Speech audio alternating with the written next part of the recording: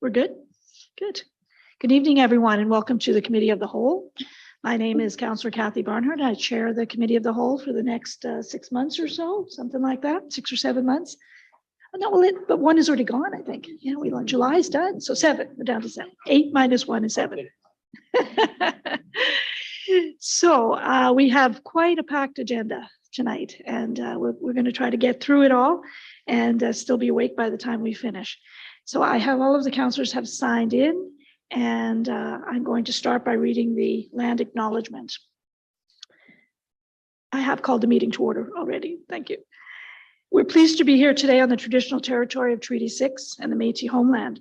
We acknowledge those who share a deep connection with this land. The City of Beaumont respects the histories, languages, and cultures of all of Canada's First Peoples, whether they be of First Nation, Métis, or Inuit descent, and appreciates that their presence continues to enrich Canada's vibrant communities. We are all treaty people. The peace treaties bind us all. All right, now I'm moving on to the adoption of the agenda. Madam Clerk, are there any additions or changes to the agenda? Thank you, Madam Deputy Clerk, Deputy Mayor. There are no additions to the agenda, and I can display the required motion. Is there a member of council that is willing to make the motion to approve the agenda? This is where I have to go the other way now. Bear with me. I know that I have to do something. There it is. Okay. Councillor Miller. Thank you. I move that the September 19th, 2022 Committee of the Whole meeting agenda be adopted as presented. Thank you, Councillor Miller. And now would I please ask councillors to vote?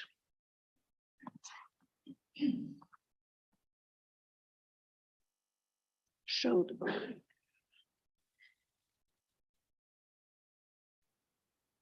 Did that work? It's not showing. Yes. Somebody didn't vote.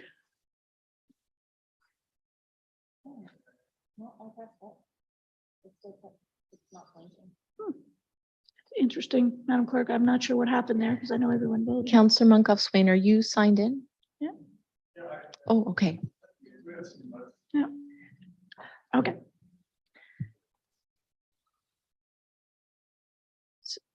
Someone. Okay, good. Thank you.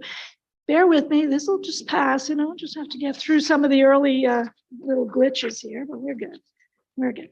Okay, so we have passed the agenda then. Phew, got through that much. The minutes are up next. Adoption of the minutes. Is there a committee member that's willing to accept the minutes as presented? Councillor McCook. I move that the July 19th, 2022 Committee of the Whole meeting minutes be adopted as presented. Thank you very much, Councillor McCook. Please vote.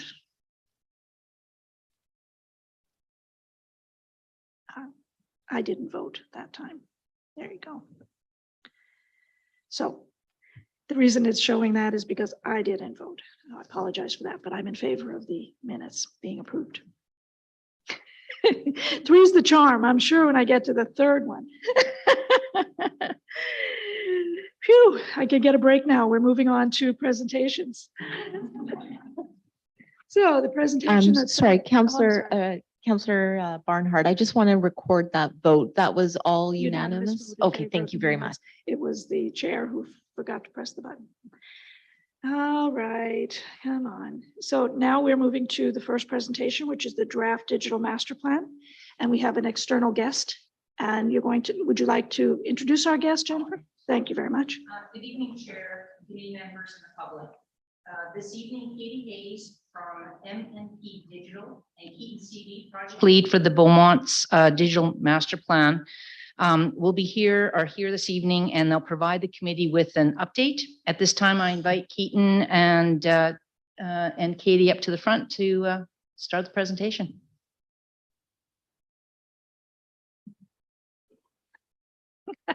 Yeah, you don't have to be nervous. I'm nervous enough for all of us. So. All right, I was told if it's red means good. I do remember that. Okay. Madam Chair, committee members, thank you for having us here to talk about this exciting project. My name is Keaton Seavey, as Jennifer mentioned. I work with the CAT team, Corporate Analytics and Technology, as a project lead of continuous improvement. And My colleague here and co-presenter is Katie Hayes of MNP Digital.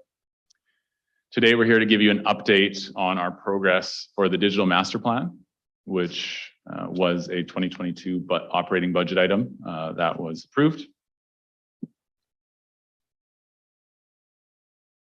Here are the sections of the agenda. Our intention today is to highlight key findings and tell a couple stories of each section, but allow lots of time for questions, feedback, and discussion at the end. Starting off with the project team. This project is being executed within the CAT department with Jennifer Boza-Hudak as the project sponsor and myself as the lead. Early in 2022, after the approval, we started looking for a partner to help us bring this master plan to reality. MNP Digital was the successful proponent. Katie is MNP's lead on the project, and Wendy is the executive sponsor. Oh, my apologies. Wendy is the executive sponsor. Both have a lot of municipal experience with our municipal friend to the north, and Wendy actually even served as their CIO for a period of time. So a lot of experience coming into this digital master plan. One of the first things we did is establish a purpose as a team and built upon the documents that you would have seen in the 2022 budget. And so the purpose, I'm just going to read some of the keywords: research, ideate, refine, leading edge, best in class, visual stunning digital master plan. Ultimately, our intention is that this document will guide Beaumont through its digital journey, both now, as we already have quick wins, we call them, underway, and also into the future. I want to point out here that this is an operational plan with a 3-year vision. So any projects that come out of this master plan will follow the normal funding paths and need approvals. So funding requests you will be seeing shortly for the 2023 options. Also of note here is the October 2025. So we really wanted to line this up with the council cycle and the terms that you are serving, and that was important to us, so that's why we picked that date. Step 2 was to organize all the talent that we had on this project. MNP proposed an innovative structure, and we ran with it. And this is what the project governance looks like. And this is how we've been operating for the last 7 months. Of particular note is the steering committee. The steering committee is made up of 5 leaders within administration. And what we do as a project team is we report up every 2 weeks, and we leverage the steering committee to help us make decisions and also keep them abreast to what we're doing. This allows a much broader overview of the project throughout the organization, which I think has been very successful. At this stage, I'm going to pass it over to Katie to highlight our extensive stakeholder engagement that we've undertook. Great, thank you, Keaton. When we started this project, we wanted to make sure we were able to reach diverse citizens and stakeholders in the city of Beaumont. We also wanted to ensure we were able to have meaningful engagement with both internal team members at the city, yourselves as city council, and the various citizens, businesses, and other stakeholders that make up your community. It was important for us to try and gain as many perspectives as we could, not just those who are tech savvy. So we leveraged existing events such as Beaumont Days, as well as coffee time at the 50+ Club to be able to reach people as they gather in the community. Additionally, we established an advisory committee that included a number of digital thought leaders from organizations and post-secondary institutions to share with us perspectives, ideas, leading practices, and lessons learned from their work across industries. I will now highlight some of our learnings from our stakeholder engagement activities. We asked city employees to share their ideas for the digital master plan, and through that, we identified some common themes from their feedback, including streamlining processes to gain efficiencies, access to real-time data to drive decision-making, and the ability for Beaumont residents and other stakeholders to access services and complete transactions digitally.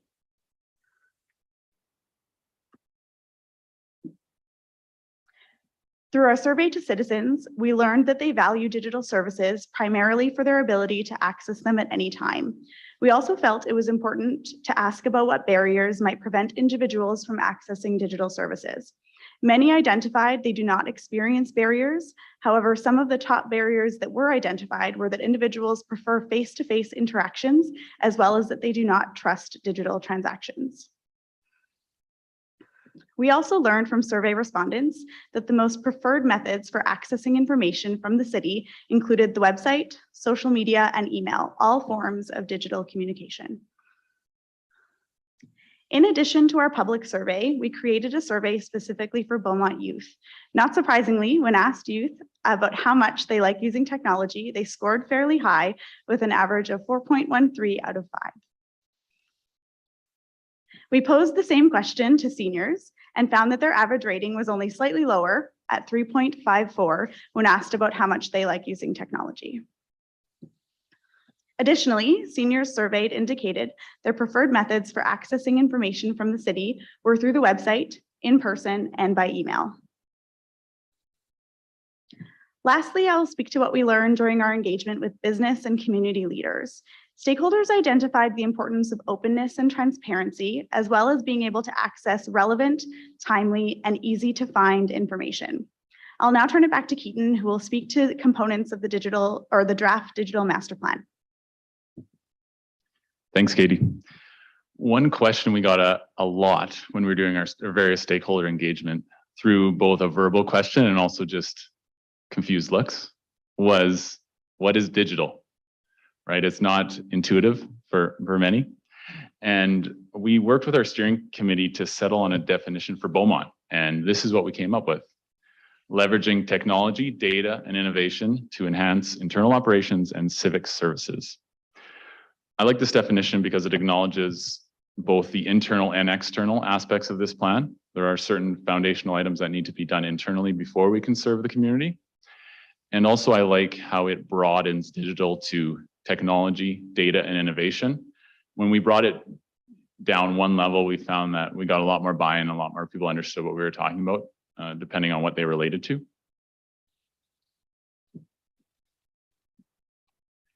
One step below that, one of the next things we had to do was establish outcomes. What do we want out of this digital master plan? And we broke them out between administration and the community.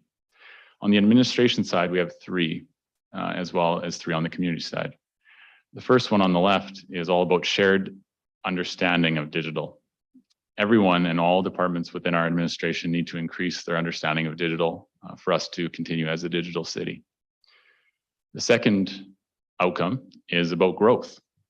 We are going to have to learn new skills that allow us to continue to become a digital city.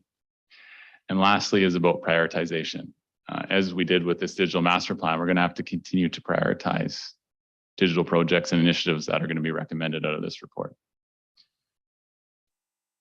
Moving to the community, the first theme on the left is all about increasing trust.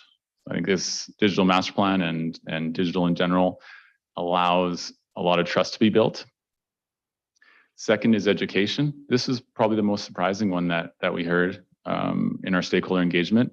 On various occasions, we had our residents coming and asking for help, asking for guidance on becoming more digitally literate. And so we need to do a better job as a city to help them navigate the digital world. And lastly, transparency.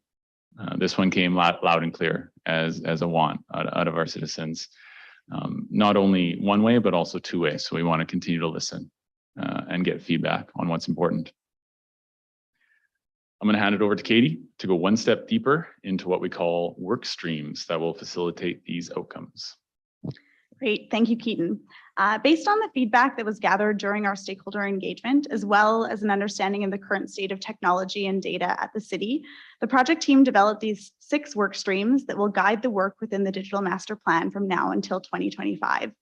They include key foundational pieces that will enable the city to grow in their use of technology, data, and innovation for years to come.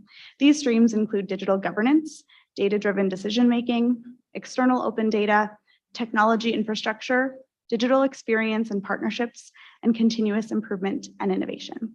I'll now pass it back to Keaton, who will go over next steps.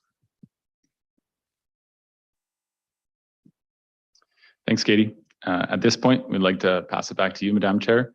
And I guess before I do that, for completeness sake, I'll read the two next steps. So we are in the process of finalizing the digital master plan based on feedback from tonight. And also we have some stakeholder feedback that's trickling in still. And we will be back in a different venue, same people. We will return to council on November 22nd to present our final version.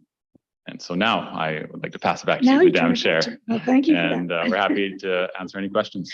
Thanks, Keaton, and I appreciate that you had a lot to cover there and really did a good job of doing that. And before I pass it over to any of the council members that have any, committee members that have any questions, I just want to say thank you for defining digital. The word digital doesn't mean that to me, so it's a new definition, a new word. I'll get used to it. I appreciate that you saw that as something that needed to be done right off the top. So thank you for that. So are there members of the committee that have any questions or comments about the presentation?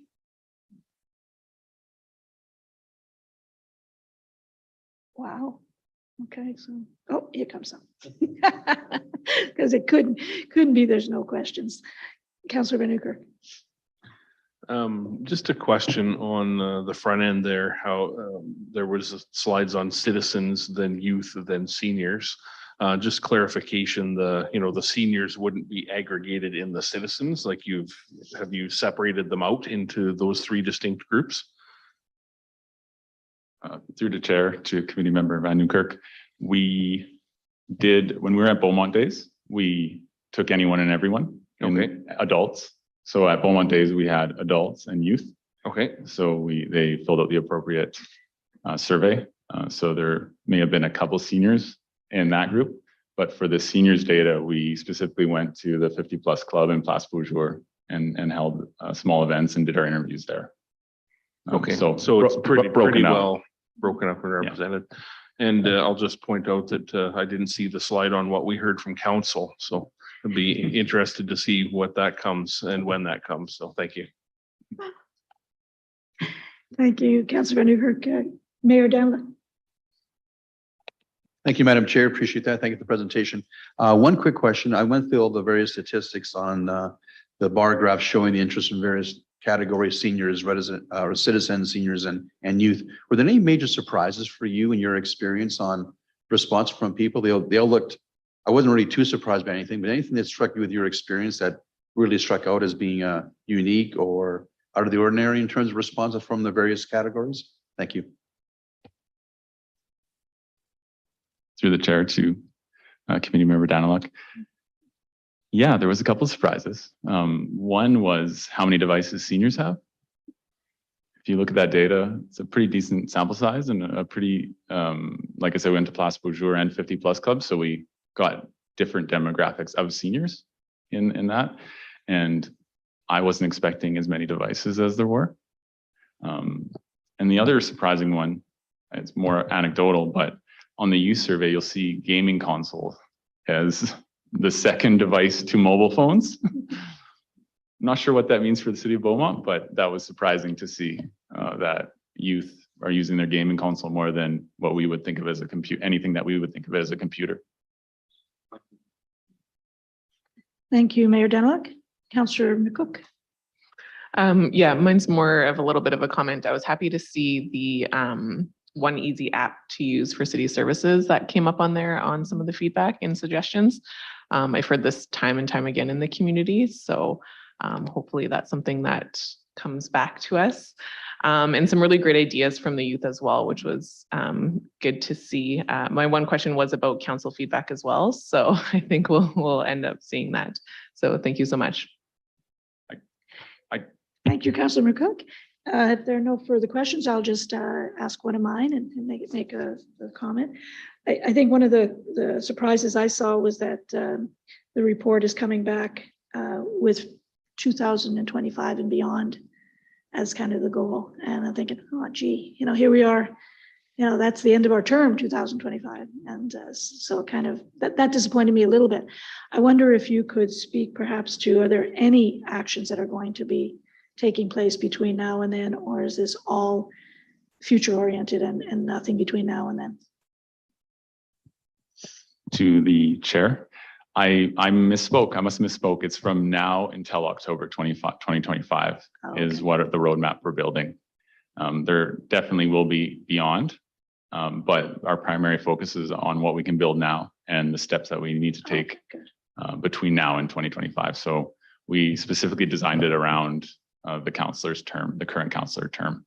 Okay, so there's some short-term actions that can take place. So, Absolutely. yeah, don't want to leave that hanging because it all changes so quickly in the digital. That's See, right. I'm starting to use that already. Look at that. All right. Councillor Miller, you'd like to say something?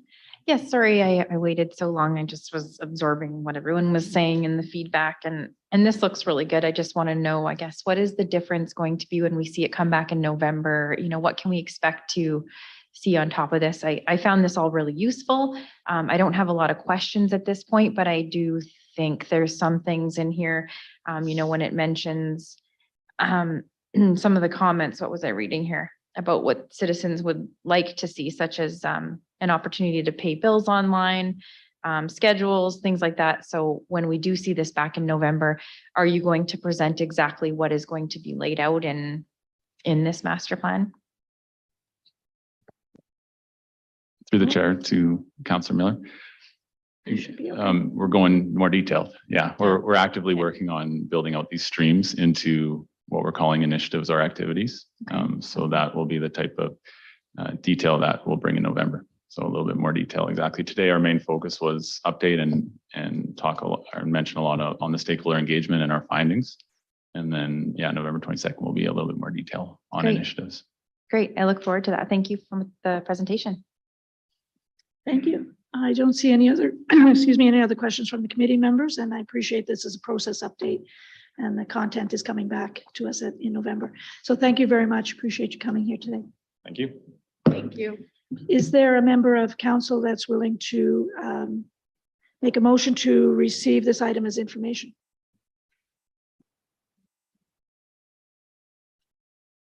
Mayor Dunlop. Thank you, Madam Chairman. I move that September 19, 2022 Digital Master Plan update be received for information. Thank you. Committee members, please vote. And chair, please remember to vote. Okay, stop the vote and declare the vote is unanimous in favor of accepting that report as information. So thank you very much. So we'll move on to the next presentation, which is from the Beaumont Library. I see you there. Welcome.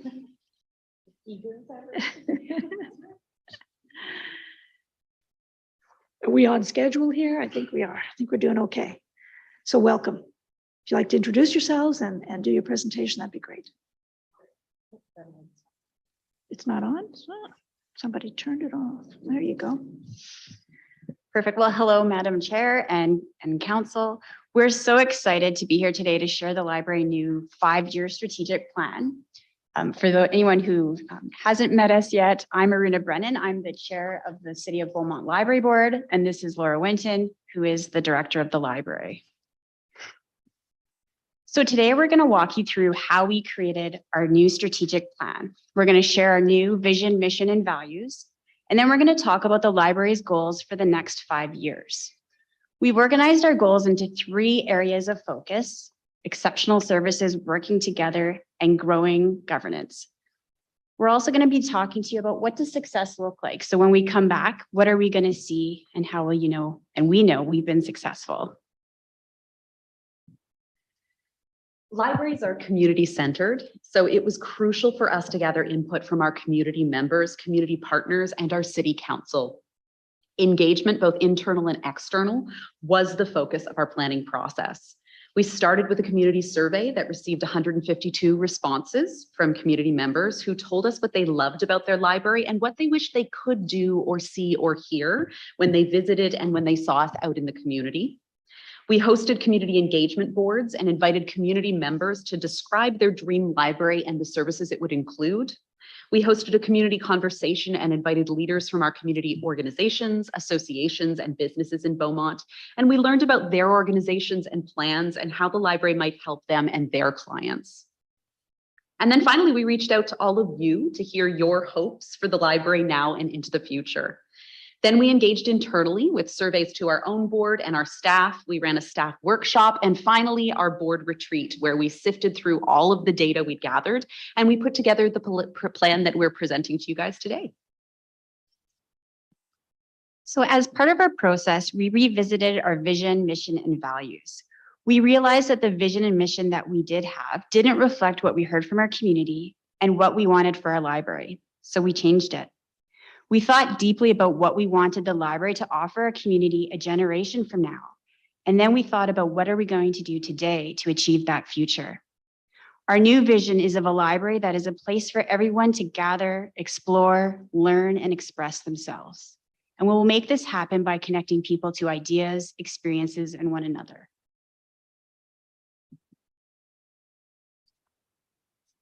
Then we turned to our values and we asked ourselves what guiding principles will steer our decisions as we move forward.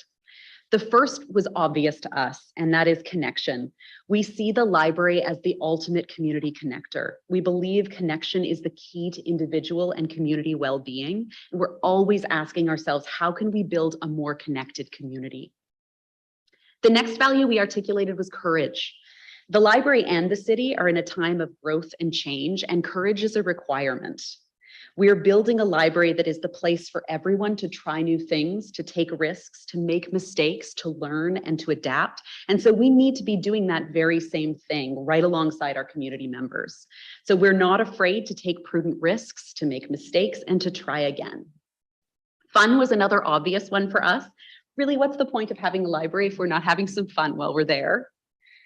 Inclusivity was another major one for us. How can we make the library a place for everyone if not everyone sees themselves reflected in our building, our materials, our programs, and our services? Like all organizations, we have work to do in this area, but we are committed to being vulnerable and brave in our pursuit of equity and inclusion. Finally, respect is fundamental to how we connect with people. The library is one of the only places where anyone and everyone can come at no cost. No matter how different or similar, we commit to meeting everyone where they are and respecting and learning from unique lived experiences. So with our vision, mission, and goals firmly in place, we turn to the plan itself. What are we going to do in the next 5 years to achieve our vision? We divided our plan into pillars, which are the major areas of concentration that we talked about. Within each pillar, there are a series of goals that answer the question, what does the library do? And then under each goal are action items that tell us how are we going to achieve that goal. We have big plans for the next 5 years, but we only have 10 minutes today. So we're gonna walk you through our pillars, our goals, and then basically talk about our top project priorities for each pillar. Specifically, what are we working on in the 22-23 timeframe? Our first pillar is exceptional library services. This is really what we do. We're here to offer community services that excite and inspire people. To make sure we're doing that, we came up with 4 goals. Our first goal is that we will understand the needs of our community and align our services to meet those needs. Our second goal is to make the library the place to get creative, explore new technologies, and experience something new. Our third goal is to practice and promote inclusion and work toward truth and reconciliation. And our final goal in this pillar is to ensure the library space meets the needs of our diverse and growing population. So what are we going to do to meet those goals? In 2023, we'll be conducting a comprehensive community needs assessment. We'll be digging deep into our community demographics, the current network of social and recreational services available, talking to community members and organizations to get a really full picture of what our community has, what it doesn't have, what it needs, and where we can help fill those gaps. Our second goal is to be the place in Beaumont to get creative with technology and experience new things. In 2022 and 2023, we're getting our staff trained to offer the support needed to be that leader in creative technologies, and we'll begin to incorporate technologies into our programs and services. So watch for more STEM programming, creative technologies available for lending, and technology is getting incorporated into our customer service and in-library experience. And I have to say, I was so excited to hear about the digital master plan. I already see really wonderful ways that we can connect in with that and be a place that does some of that education piece that we were seeing in the digital master plan. When you have that app, tell us, we'll run a program and teach people how to use it. So our third goal focuses on inclusion and working towards truth and reconciliation. To achieve this goal, you'll see us growing and diversifying our collections. We have big plans to bring our collection size closer to the size it should be, and to ensure the materials we purchase are diverse and give Beaumontonians windows, mirrors, and sliding doors through which to view the world and themselves. We're focusing on equity and truth and reconciliation, both internally with regular staff training and professional development opportunities, and externally by building relationships with Indigenous Beaumontonians and collaborating to provide programs and events that celebrate Indigenous culture. I would be negligent if I didn't plug our upcoming event on this Friday, September 23rd. We are hosting a panel conversation with the creators of Tales My Cookum Told Me. It's a beautiful book. And on Saturday, the 24th, we're hosting Métis on the Move at the library. So I really hope to see some of you guys there. Our fourth goal is to see the library space meet the needs of our community. We did lots of work towards expanding the library in 2021, but we know that dream is probably a few years off. And with that in mind, we need to find ways to improve the functionality of our current space. So we have some really creative space planning solutions in mind. And the idea with that is that we're going to make our current space welcoming and encourage gathering, and we're going to do it with flexible solutions like furniture, shelving, and collections, all things that we can pick up and move with us when we eventually do get that fabulous new building that I know is coming. So stay tuned for more information on those projects. Our second major area of focus is building connections and working together. We have two goals in this area. First, to enhance relationships with the City of Beaumont and the broader community to build new partnerships. And second, to raise the profile of the library in the community. Our priority action item for goal 1 is to increase our partnerships, both with the city and with other organizations. We want to make sure that Beaumont has an integrated network of community services, and with our mission of connection, we want to be leaders in working together and partnering. So hopefully you can definitely watch for more collaborations and joint programs and services to come. We're excited about that. Our second goal is about raising the profile of the library. We know we do amazing things, we offer amazing services, but we need to make sure everybody else in the community knows that too. To meet this goal, we're reviewing our policies and procedures to see where can we reduce barriers to access. We're looking at our requirements to get a library card. We're also looking at our fines and fee structure and to see how can we make access easier. We'll also be increasing our presence in the community with regular membership drives where we get the word out about our services, and then we can also sign people up for cards right then and there. Our final area of concentration is growing governance. As we all know, Beaumont has grown and continues to grow at an incredible rate. To keep up with that growth while offering the services and building the relationships we hope for, we need a solid and adaptable governance structure. Our goals in this area are first to evolve the library's business model and to continue to adapt our organizational structure to meet the community needs. So our priority action items for these goals focus on building a strong foundation. In order to evolve the library's business model, we're developing financial policies to govern capital budgets and reserves.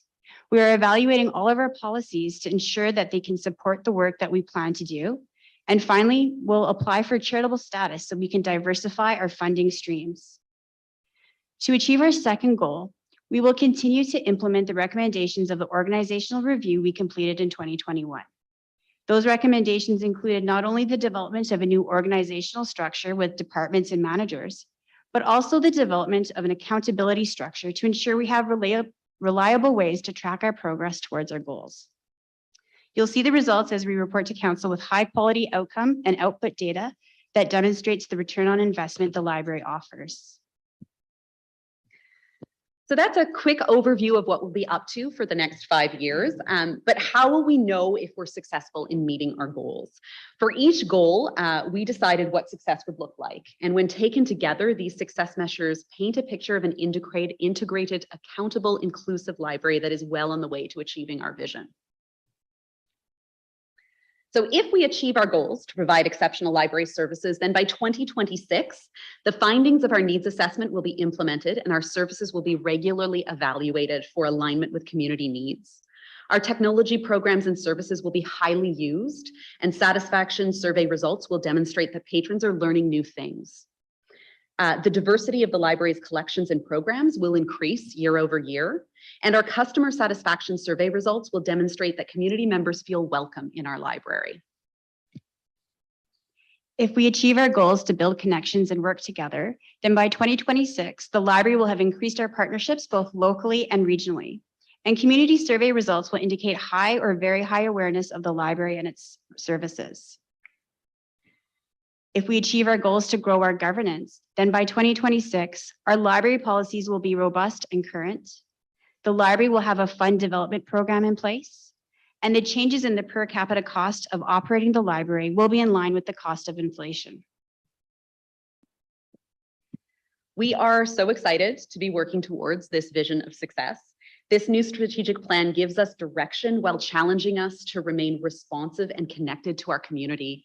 And finally, we just want to thank the City of Beaumont and Council, both as a key partner and as our primary funder, for all the support that you give us as we work towards our goals. And we'd love to answer any questions you guys have. Thank you very much. Very complete, very accurate perceptions here in terms of the future of where you're going, and appreciate your positivity. I think that'll do you very well. Is there a member of council that has any questions? Member of committee?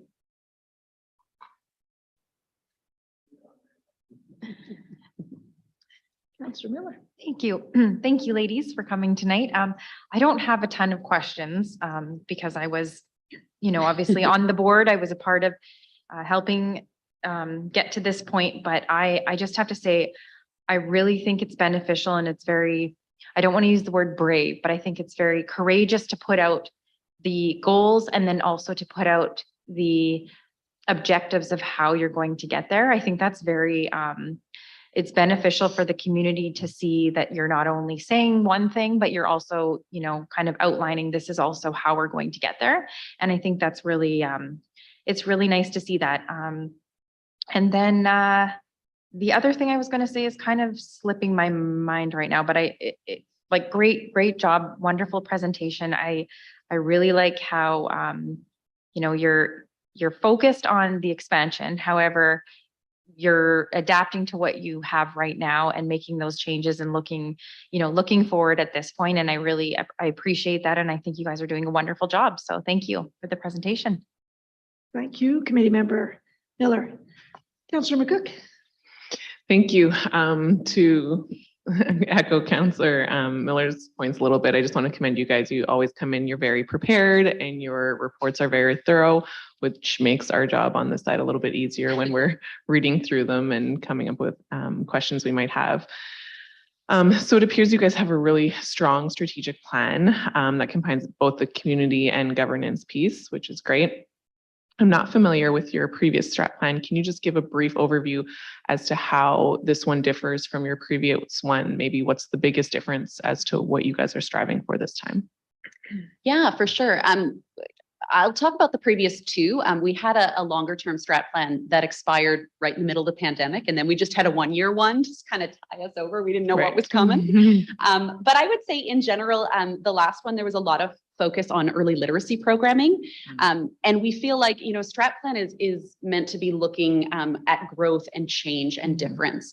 Early literacy programming is something that we feel like we have nailed. We've got lots of it. We do it very well. We know that. So we're trying to shift our focus, and we really try to focus on areas where we know we can grow, where we do have some room to grow. And for us, I think technology was a big piece of that, to start looking at those technology, that diversity, the equity and inclusion piece, and then to really start thinking about the governance pieces of things. I think our previous plans of service were very service focused and community focused, which is great. But we also need to take care of all of that underlying stuff so that we're supporting those services properly. Perfect. Anything you wanted to add, Aruna? That's great. Yeah. No, that's great. And I think it's a testament to your hard work that you guys, you were able to complete some of your things from your previous strat plan, and now you're moving on to bigger and better things. So thank you. Thank you, committee member McCook. Councillor Miller, your light is on again. Oh, I apologize. No? Okay. Mayor Denlock. Thank you, Madam Chair and ladies. Thank you for the presentation. I think this is a great piece of work. I echo the previous councilor's comments. I won't go any further. Just simply say I agree with everything they said so far, and congratulations on a really good looking strat plan. And I think it hits all the boxes from a library perspective. I'm very pleased with the work. Thank you for doing that. Two quick questions. Actually, one quick question and just asking for a comment. You mentioned STEM programming. What was that again? Refresh my memory. I've heard it before, but what is STEM programming? STEM programming is science, technology, engineering, and math.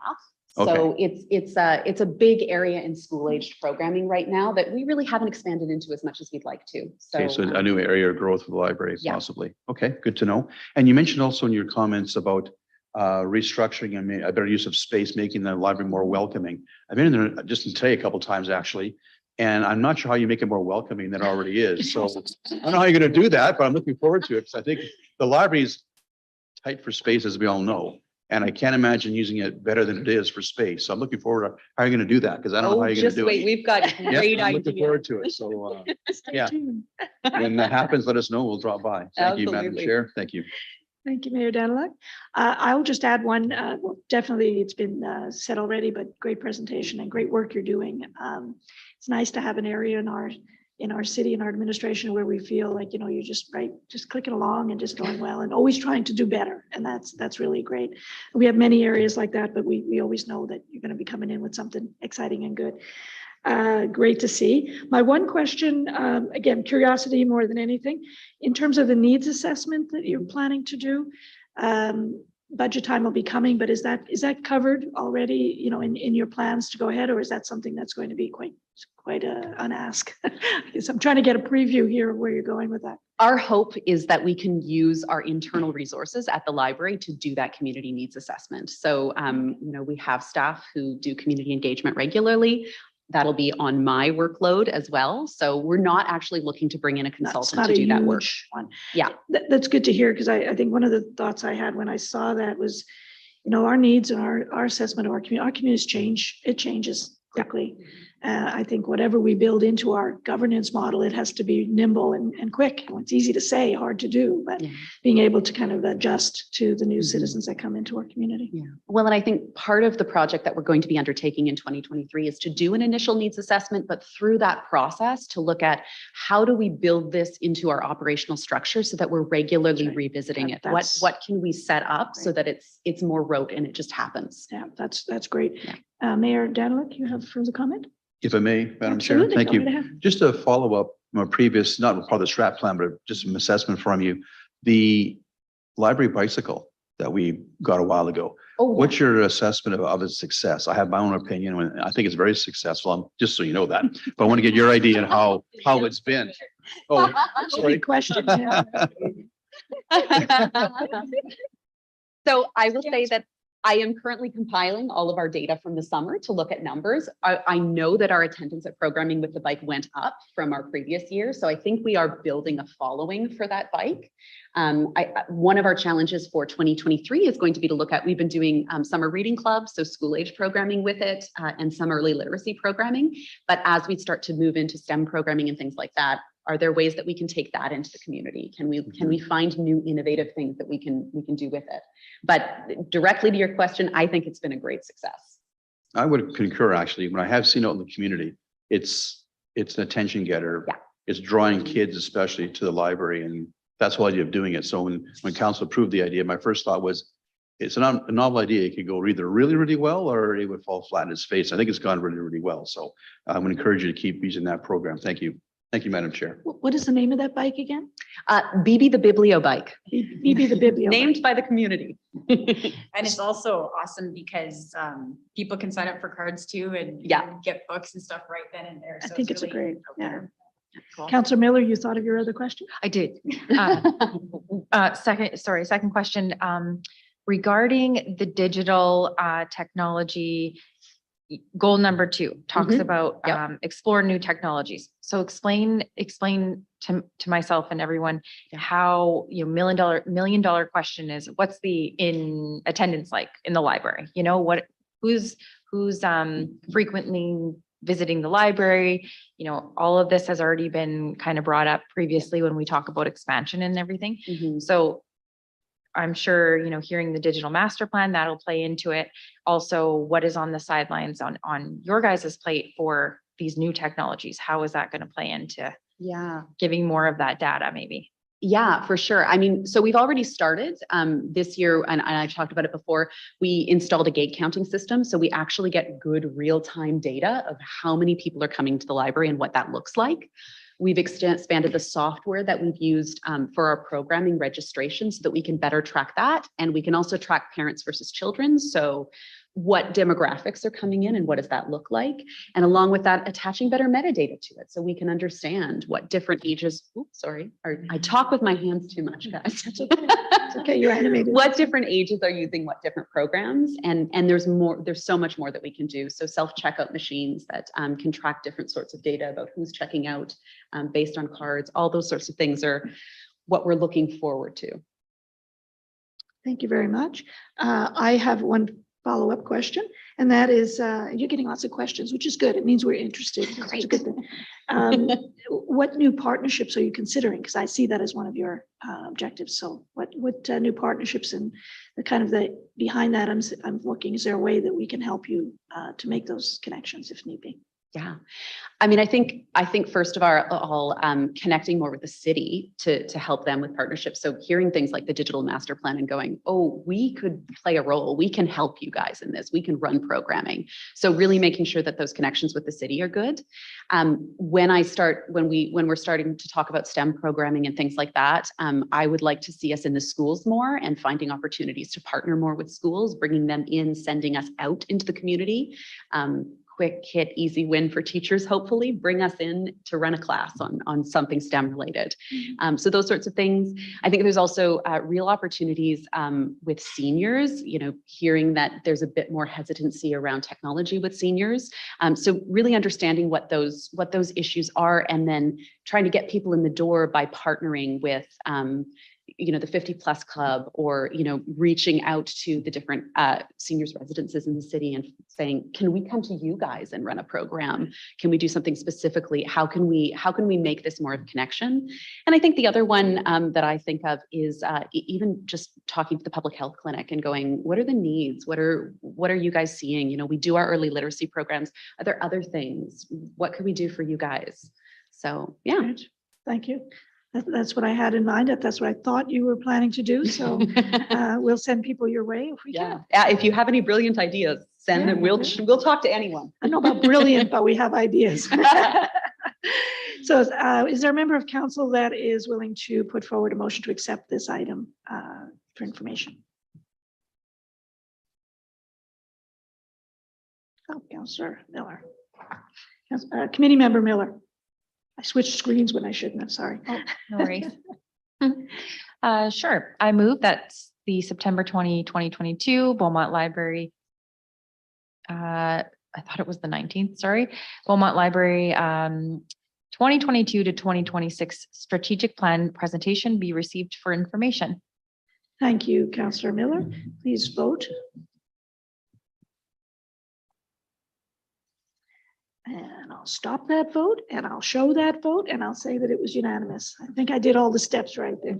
Thank you very much. Appreciate you coming in today. All right, so Madam Clerk, it's a 6 o'clock time specific. Can we start earlier, or do we need to wait and do something else?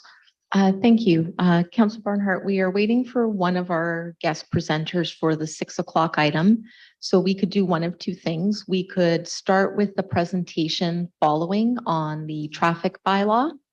And then we would have to pause around 6 after the presentation to allow for the presentation on the community standards bylaw.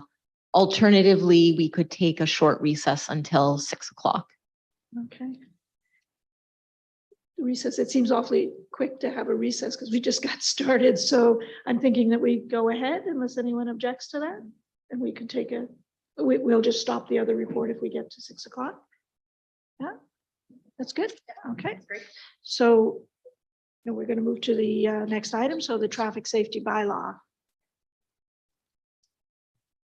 Welcome. Got to move, make sure I'm looking at the right items now. All right.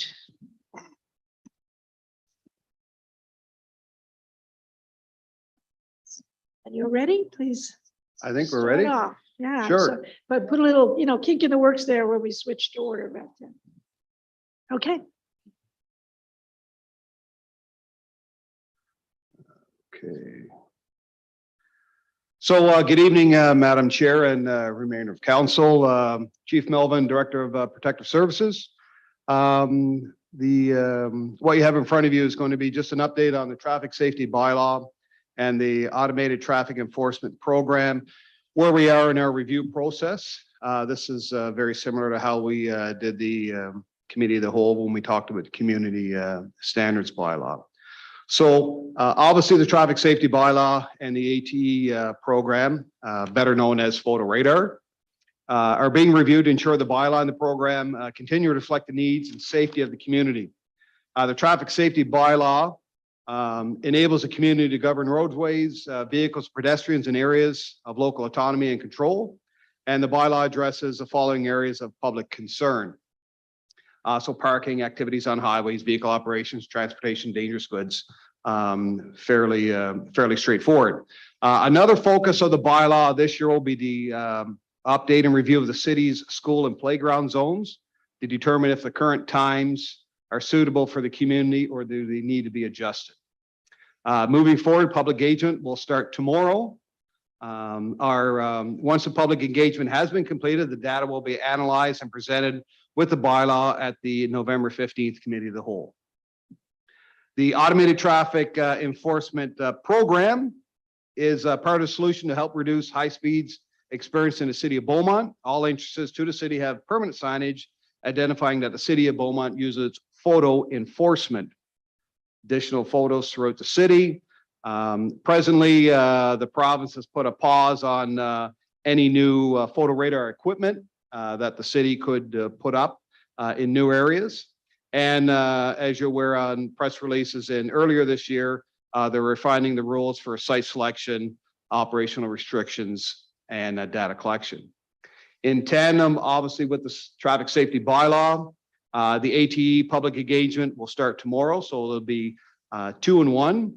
And once again, the November 15th Committee of the Whole, we will bring back the review of the program. You're going to get updated on financial information, committed projects, along with public engagement findings to determine whether to continue with the program in 2023.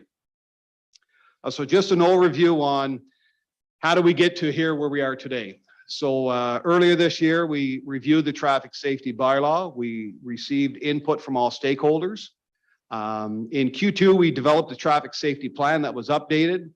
We did a legal review and we engaged with our communications department to do a public engagement strategy. Q3 is where we're presently sitting. Public engagement results, the legal review, council briefing, and presentation. So once all of this is brought back at the November 15th Committee of the Whole, you've had your time to review it and provide input. We will then bring back the passing of the traffic safety bylaw at the December council meeting. And if at that time, after the Committee of the Whole meeting, if you determine that we're going to continue with the automated traffic enforcement program, we will provide input at the December meeting before the break. And then, like any other bylaw, is always going to be ongoing review and updates as needed. So as the city and the public flexes on what they determine is acceptable, then that's when we go ahead and review the bylaw. So that's a quick update where we're sitting with the program itself and also the traffic safety bylaw. They both intertwine each other in certain areas. So that's why we decided to roll out the communication piece and the survey all in one. So that's what I have for the update. I'm willing to answer any questions that you may have when it comes to these two hot topics. Thank you very much for that presentation, Chief Melvin. And yes, there will be questions. You can be sure of that.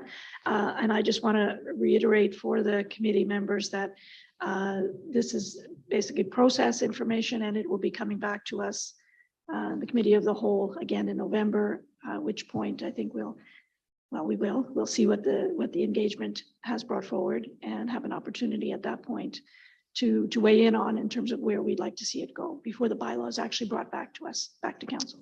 Correct. We will have a draft on the traffic safety bylaw. We will have the results back from the public survey engagement, and then we will provide you with the financial piece of the ATE.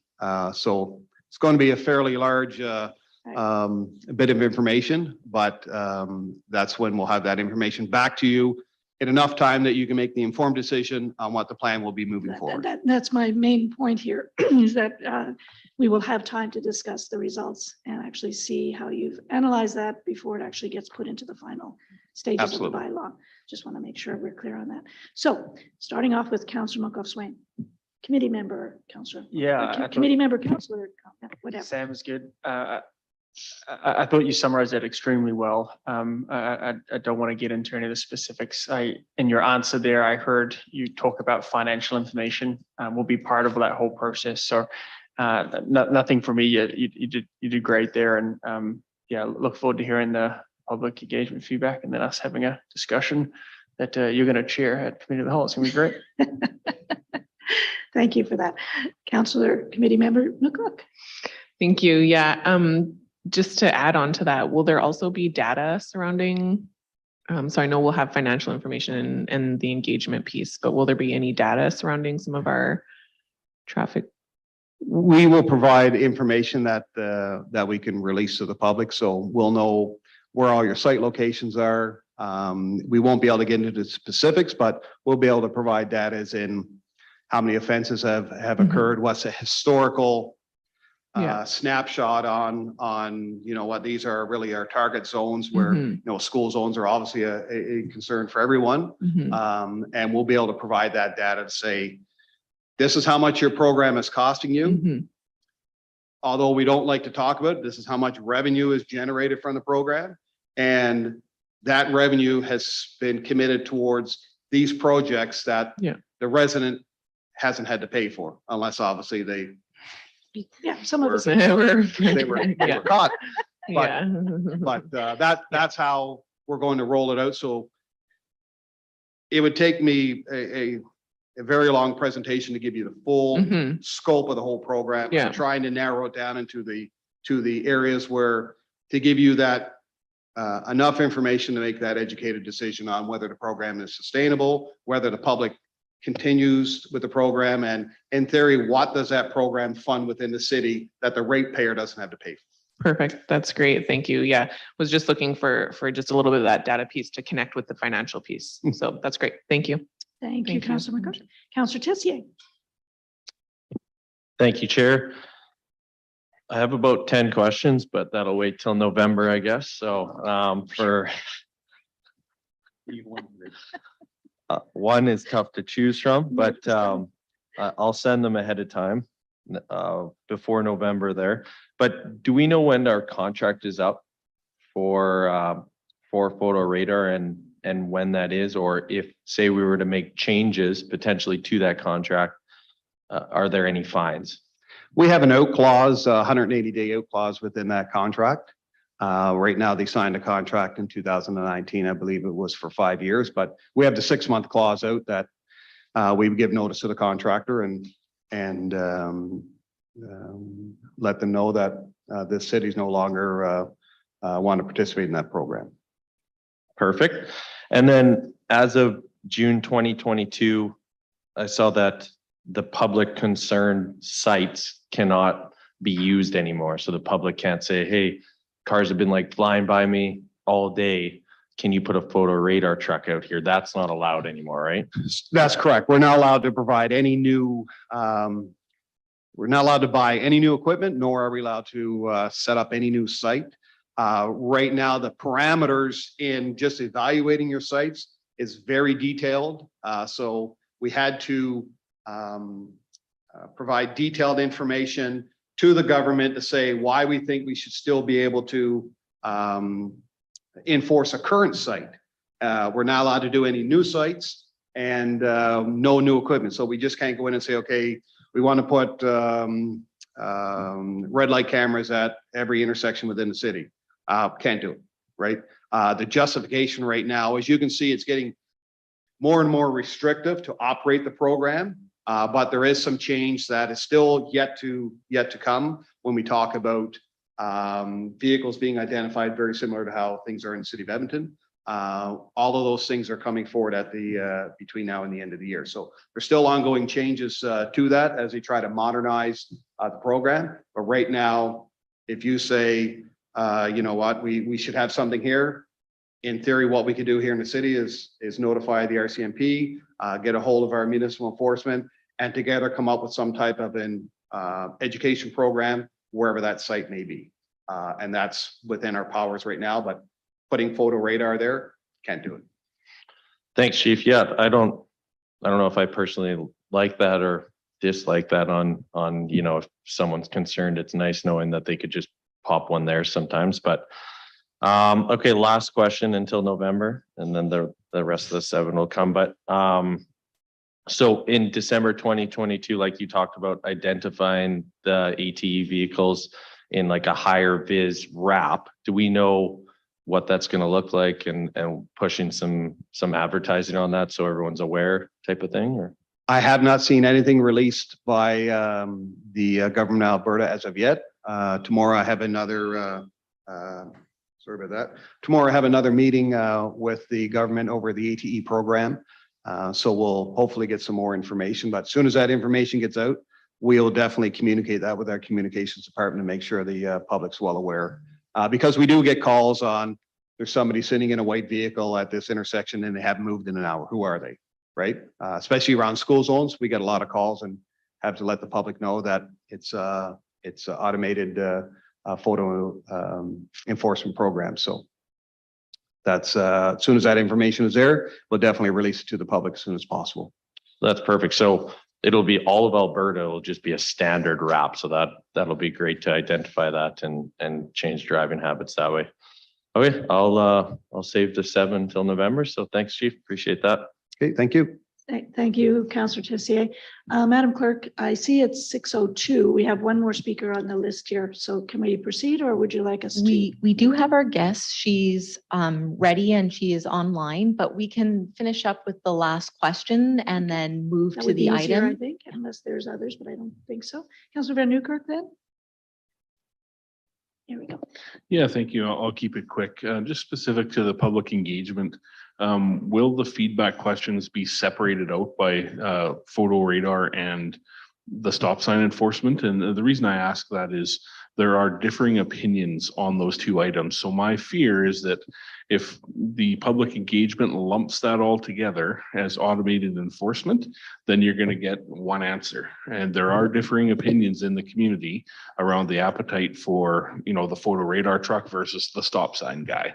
And so I think, you know, I guess my suggestion and my input, because I'm here giving it, I guess, is that there are some separation, and I hope we'll see that. So We will receive the raw data from the survey.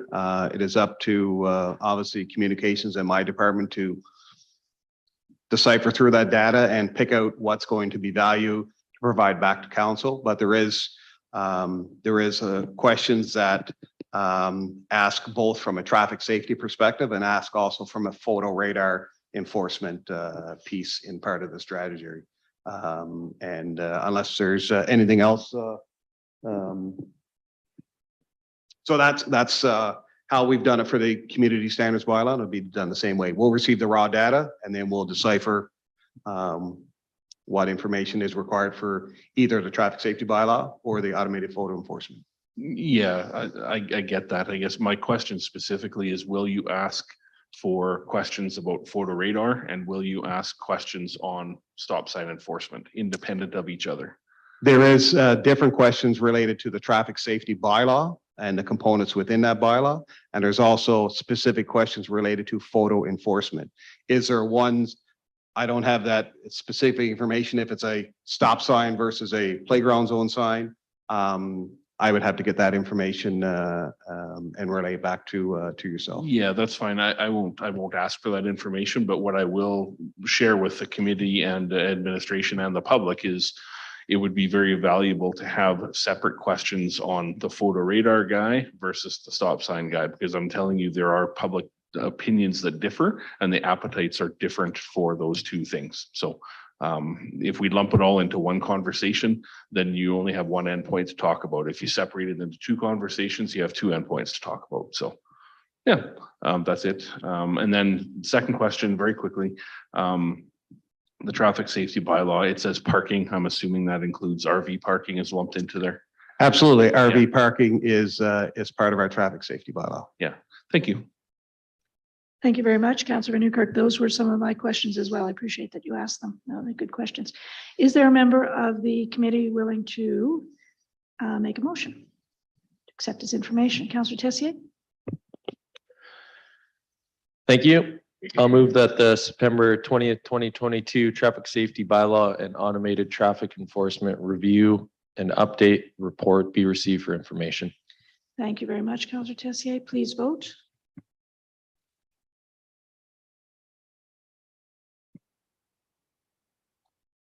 There we go. Stop the vote. And it's passed unanimously. Thank you very much, Chief Melvin, for coming in and doing that presentation. And I take it you're here for another one right after. Okay.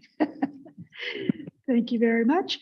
So I got to go backwards in the agenda here. And Madam Clerk, we're ready for the next community standards bylaw presentation. Thank you so much. So we'll have the presentation up shortly, but before we do, I just wanted to take a moment to introduce Lauren Chalaturnyk, who is joining us from Reynolds, Mirth, Richard and Farmer. She's a lawyer there. She's been providing some legal support to us as we have been working through this very robust bylaw that is before the committee. So she'll be on the line and available to help answer questions on the bylaw. I think I see somebody on the screen there. It's a very small picture. Hello and welcome to our committee meeting. All right, Chief Melvin, then I'll leave it over with you to introduce and start the presentation. Thank you, Madam Chair. Once again, I'd like to thank the chair and the committee to hold for allowing me to provide the draft community standards bylaw. Once again, Chief Melvin, Director of Protective Services, and we're here to provide the overview of the community standards bylaw. As a refresh, the community standards bylaw was developed to promote good neighbor relationships and to address community concerns through the regulation of conduct of activities of people in public places and private owned property. So the bylaw addresses the follows areas of public concern, public behaviors, property maintenance, nuisance, noise control, smoking, and cannabis. As part of this bylaw, we would be repealing upon passage of the bylaw, the noise abatement, cannabis consumption, nuisance and unsightly premises, smoke-free public places, and the snow removal bylaw. I have attached the full draft of the bylaw as part of this report, and I will turn it over to Madam Chair and the remaining members of council for questions that you may have for myself or for our legal representation when it comes to the community standards bylaw. Thank you very much, Chief Melvin. And my understanding of where we are now with this bylaw is this is our opportunity to give feedback and have a debate if necessary. And if there are questions or whatever that needs to be further answered, you'd have time to go back and look them up or not at this point in time. So Councillor McCook, would you like to start off the questioning? Sure, thank you. I have a few questions. Is that okay? So on page 47 of the agenda, it talks about the snow. It says must remove snow within 48 hours. And you cannot remove snow from private property and put onto public spaces or onto another person's property. Obviously, that's quite clear and needed. I just have a question how we will go about addressing this as we have more and more zero lots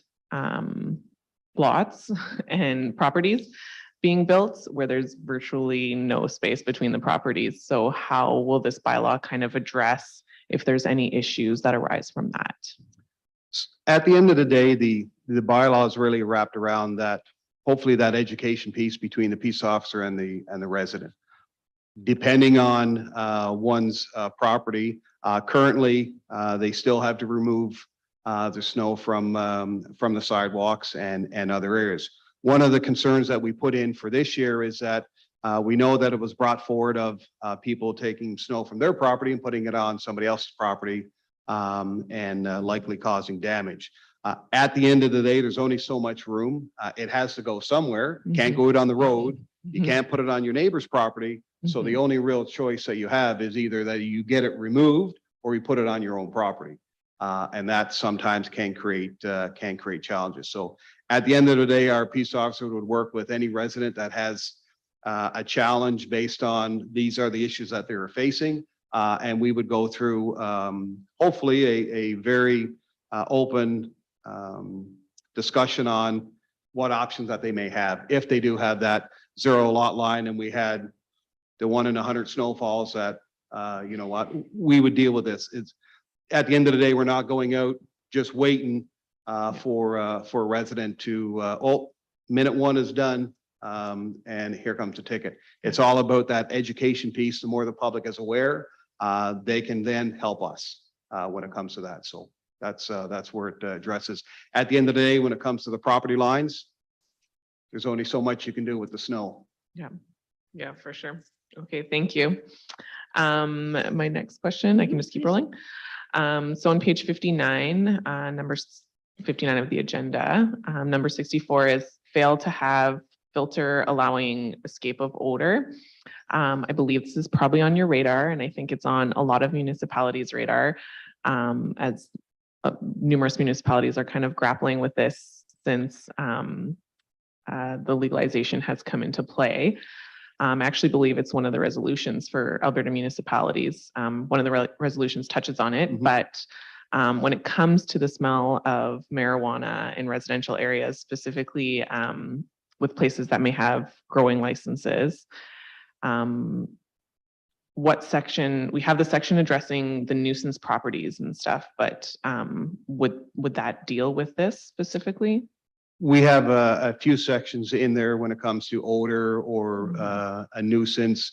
The medical cannabis is obviously it's a discussion that needs to be held at a much higher level than obviously at my level. Obviously, you're bringing it up at the conference. So many municipalities are struggling with this and unfortunately trying to deal with it after things have already been done. So it's challenging. We've put it in there for future properties to at least try to address it this way.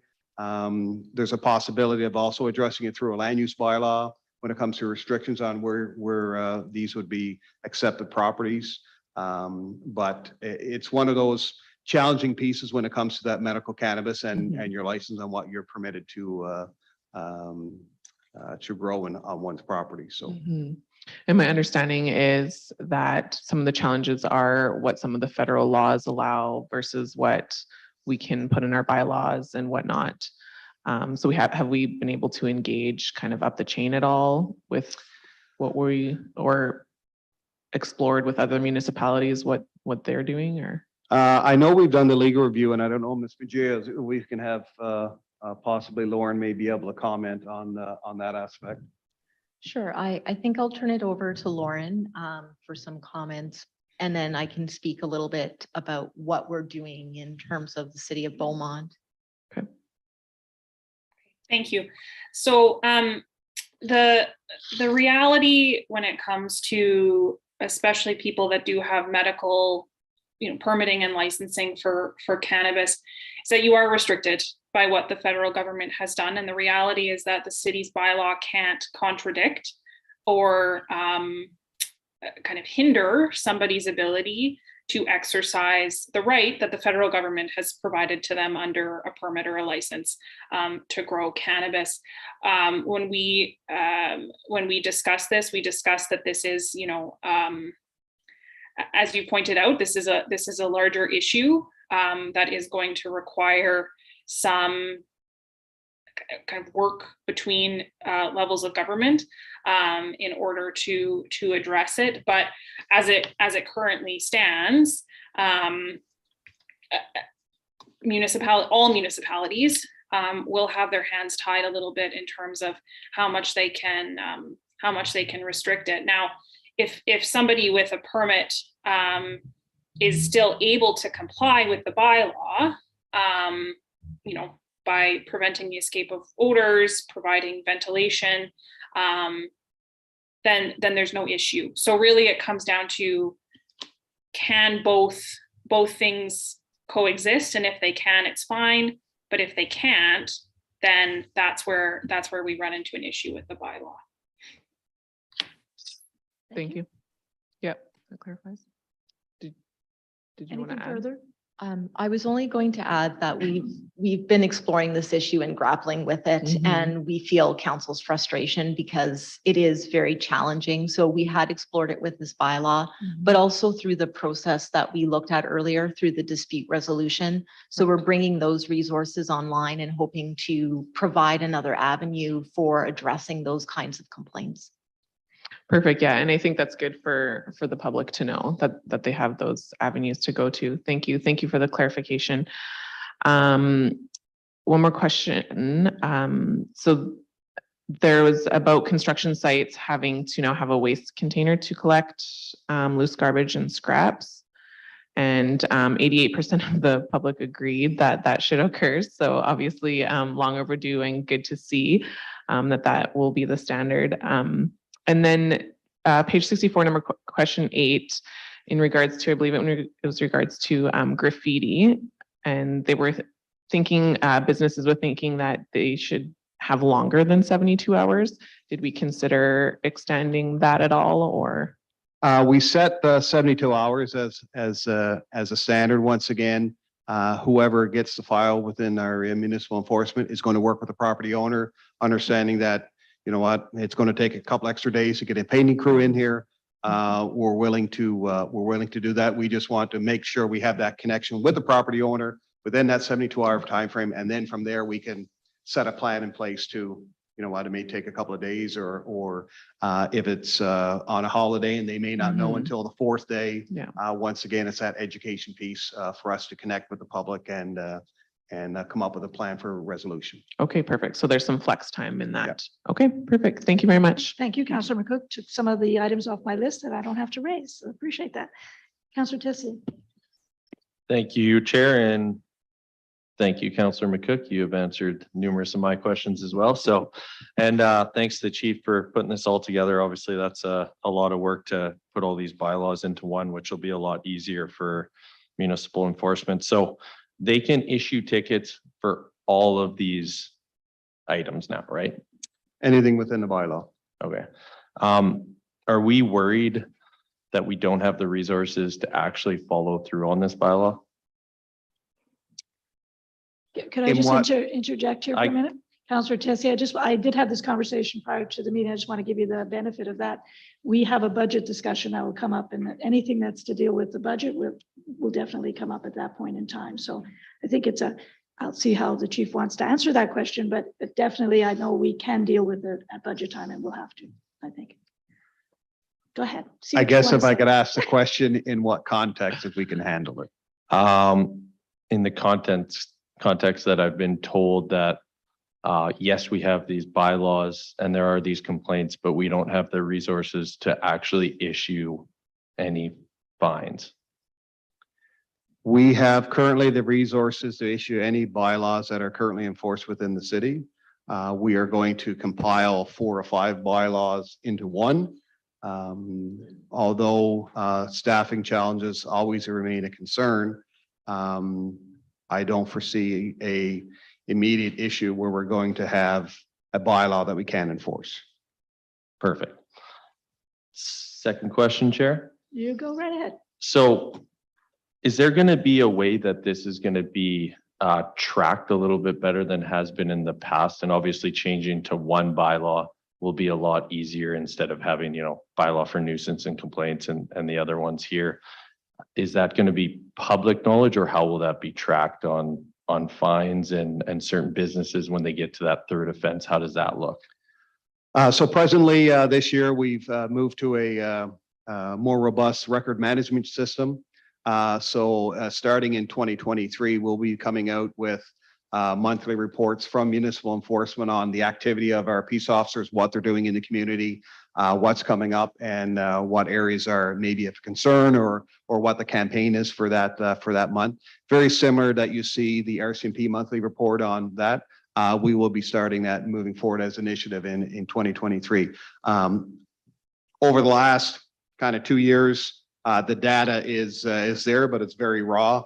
But right now we have a system in place where we can easily pull up activity, how many files an officer's working on, what areas, if we've had multiple complaints on a property, all of that information is within our system. Great. Awesome to hear. Thank you. Okay, thank you. Thank you very much, Councillor Tessier. Councillor Van Newkirk. Yeah, thank you. Just some specific ones on page 45 of the package. They're surrounding which section is that? It's the part 3 property maintenance and nuisance in there. Just a comment on the weeds and vegetation, 20 centimeter height, and any of the maintenance required in this bylaw. Obviously, you know, our Parks and Rec team and Public Works are going to be up for the challenge, but you know, what we put on paper, we have to be able to deal with it and do ourselves as a community as well. So, or as a city as well. So I just wanted to acknowledge that for, you know, the room and the public, and I don't see an issue there. Specific one on page 45, number 8, it lists like oil and brake fluid and antifreeze, and it feels a little cumbersome. You might consider automobile fluids or something more encompassing there. So, you know, if someone's putting, you know, random oil that isn't listed down the drain or anything crazy, they just don't say, well, it doesn't say that there, right? So, and I think today's the day for that detail. Page 45, 10, point number 7. We're on what's the any conditions that are likely to attract wild animals, pests, vermin. This one here, just a little bit of comment. Some of the feedback that I got this summer as I was roaming around and chatting with folks comes from the naturalized areas. And the fact that, you know, and I haven't been around to see it enough myself, but, you know, what I'm hearing is that, you know, the mice, the vermin, and are causing issue for those people who are located adjacent to the naturalized areas. And I think that might be something that requires some conversation into the future. But, you know, as we put this bylaw forward, you know, I just note that the city would be creating conditions where mice and vermin are coming together, right? So there is a little bit of contradictory there. I don't think that means we change our bylaw, right? I think it's there for the right reasons. I'm just offering that comment around the naturalized areas. And I do think the naturalized areas get better with time as the naturalized areas become more mature. Page 48, specifically numbers 42 and 43. Just wanted to ask a question on this one, and that is, what does this mean for the mobile tire change services and the mobile mechanic services that may exist now and operate in Beaumont? Obviously, you know, they need a business license and all those things, right? But if they have their business license, does that preclude them from judgment by this bylaw, or what does that look like? Because I know that those services exist in Beaumont, and people call on them at you know, 2 times a year for the mobile tire changes and stuff, and wouldn't want to put something in place that jeopardizes that. So no, that would not jeopardize that. Very similar if vehicle was showing up to do your furnace or any other type of service to that area. Once again, our officers are willing to work with the public and determine, knowing that somebody's got a flat tire, it's easily understood that, you know, and it's going to be 30 minutes, an hour, and then off they go. Very similar if somebody's coming to tow a vehicle. It would be under the same thing. This is really put on the property owner of doing work out on the road or in the driveway, and it's been there for 2 months because they're working on a vehicle or changing an engine or transmission or whatever it may be. Yeah, we're not precluding those things, but you know what? If you have a garage, do it in your garage or do it somewhere else. But it's not aimed at somebody coming in and providing a quick service for you because you have a flat tire. Now, we're not allowing somebody to come in, oh, mobile oil changes, come in and change your oil in your driveway. That's not what this is aimed for. But understanding your point, those mobile vehicles would not be underneath this bylaw unless we've got a complaint where, you know, vehicles showing up every day, right? So that's that education piece. Allows the officer to go out, talk to the homeowner, find out what the story is, what's going on. Okay, is this something short-term? Is it long-term? And if it's long-term, does it meet with the bylaw? Or that's that education piece to say, listen, you know, one time it happened, but you know what, if it happens 50 times, then obviously other people are going to notice that and complain about it. So. Yeah, and on the front end, of course, it's incumbent on the business to make sure that they're licensed and a business that's able to operate and stuff. And what I will suggest is that you know, this city and others, there are mobile oil change services that exist. There are mobile tire change services that exist, and the more that people can order up services, I think the more we're going to see of that. So that's kind of why I bring that forward tonight. And then the last one is just a comment. I like the scaling penalties. Well done on that. You know, when it comes to the enforcement and the fines and stuff, you know, you got the 3 levels there, and obviously, as you've said, education comes first. But you know, there is some thought into you know, the scaling of that monetary penalty. So yeah. Okay. Thank you. Thank you. Thank you. Thank you very much, Councillor Veneker. Councillor Monkoff-Swain. Yeah, thanks. First off, you know, great job to pull it all together and combine everything and all that sort of stuff. I think you've heard some good comments from council already. First, I just want to point to number 61 here within the bylaw. It talks about nothing in this part. Now, this is specifically under the smoking and cannabis restrictions. It says nothing in this part affects the rights of Indigenous people, respecting the ability to participate in traditional, spiritual, cultural, and ceremonial practices. So very happy to see that in there. I'm just curious if did we have that previously? I'm glad to see it here. I'm just curious if that was a new ad for us. I can speak to that if you like, Sure. Through the chair to Councillor Monkoff-Swain. That wasn't in the original smoking bylaw. That was something we did update as part of this consolidation effort to modernize the bylaws. So when we looked at the bylaws we want to consolidate, some of them were a little bit on the dated side. So it was an opportunity to do some much needed house cleaning and some modernization as well. Yeah, I just think it's a really important message to put in there to make sure that that our Indigenous residents feel comfortable and welcome to practice ceremony as is their right. So really thank you for doing that. That was the easy one. Now I'll go to some of the more challenging ones. So when the cannabis bylaw initially came about, I went down in a pretty heavy 6-1 defeat on that in terms of being able to on how loose I thought the bylaw should be. We landed where we landed, and it was 6-1 at the time about basically restricting it to everywhere that we could. And part of the rationale, and I'm not going to bring it up here because I don't think there's enough votes, so I won't go down that path. But part of the rationale was around, you know, predominantly was just around the nuisance from smoking and the smoke that comes off a cannabis product, as I use the correct term. So then I look at number 66, which is about edible cannabis. And so it says, no person shall eat or consume edible cannabis products in any public place.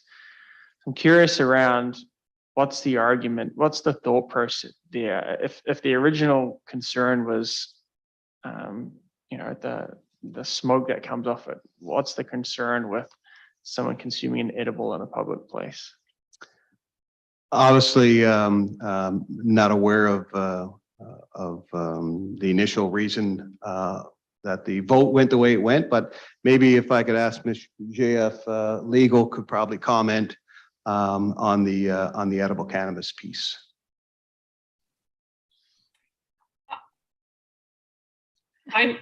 To be quite honest, I'm not aware of the rationale. We undertook a review. It's, you know, it's common to see restrictions on edible cannabis. Some municipalities allow it.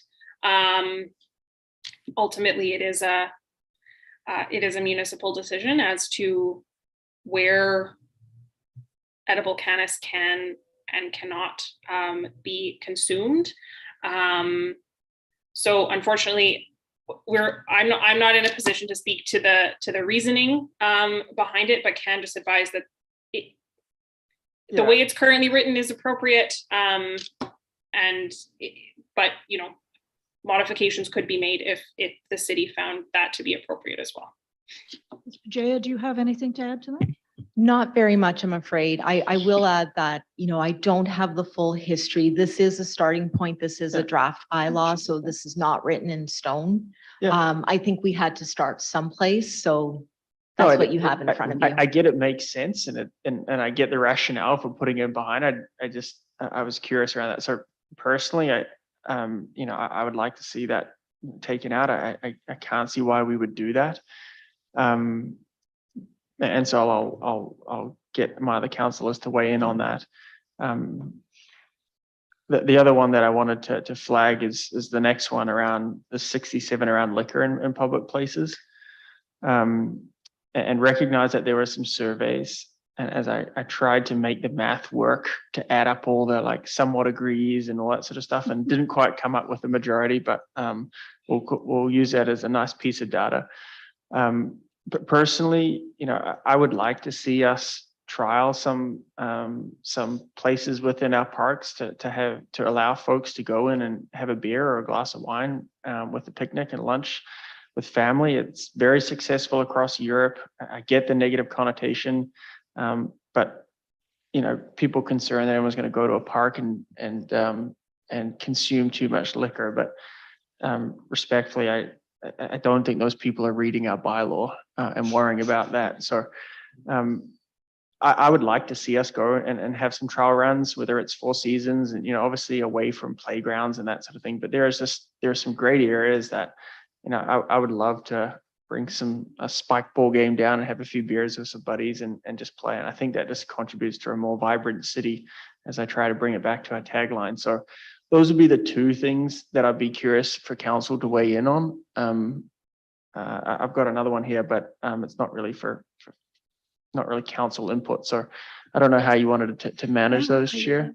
Appreciate that, Councilor Swain, because I tend to agree with you. I think that it's not so much the eating or the drinking of the product, it's the overuse of it and the behavior that follows that we can see. It's kind of hard to see someone has eaten a gummy bear. You know, that's tough. And which gummy bear was it? So, you know, I tend to agree with you on where you're headed with that. And if we were to do cannabis in public places was allowed, then I think the next one that follows would have to be definitely the alcohol consumption in public. So to you, what would be the process if there's some items we'd like to have some review again? Madam Chair, obviously, if that's the will of council, we can easily amend this. And this is the whole reason why it's in front of you right now, to have that discussion to say, you know what, hey, this is something that we'd like to trial.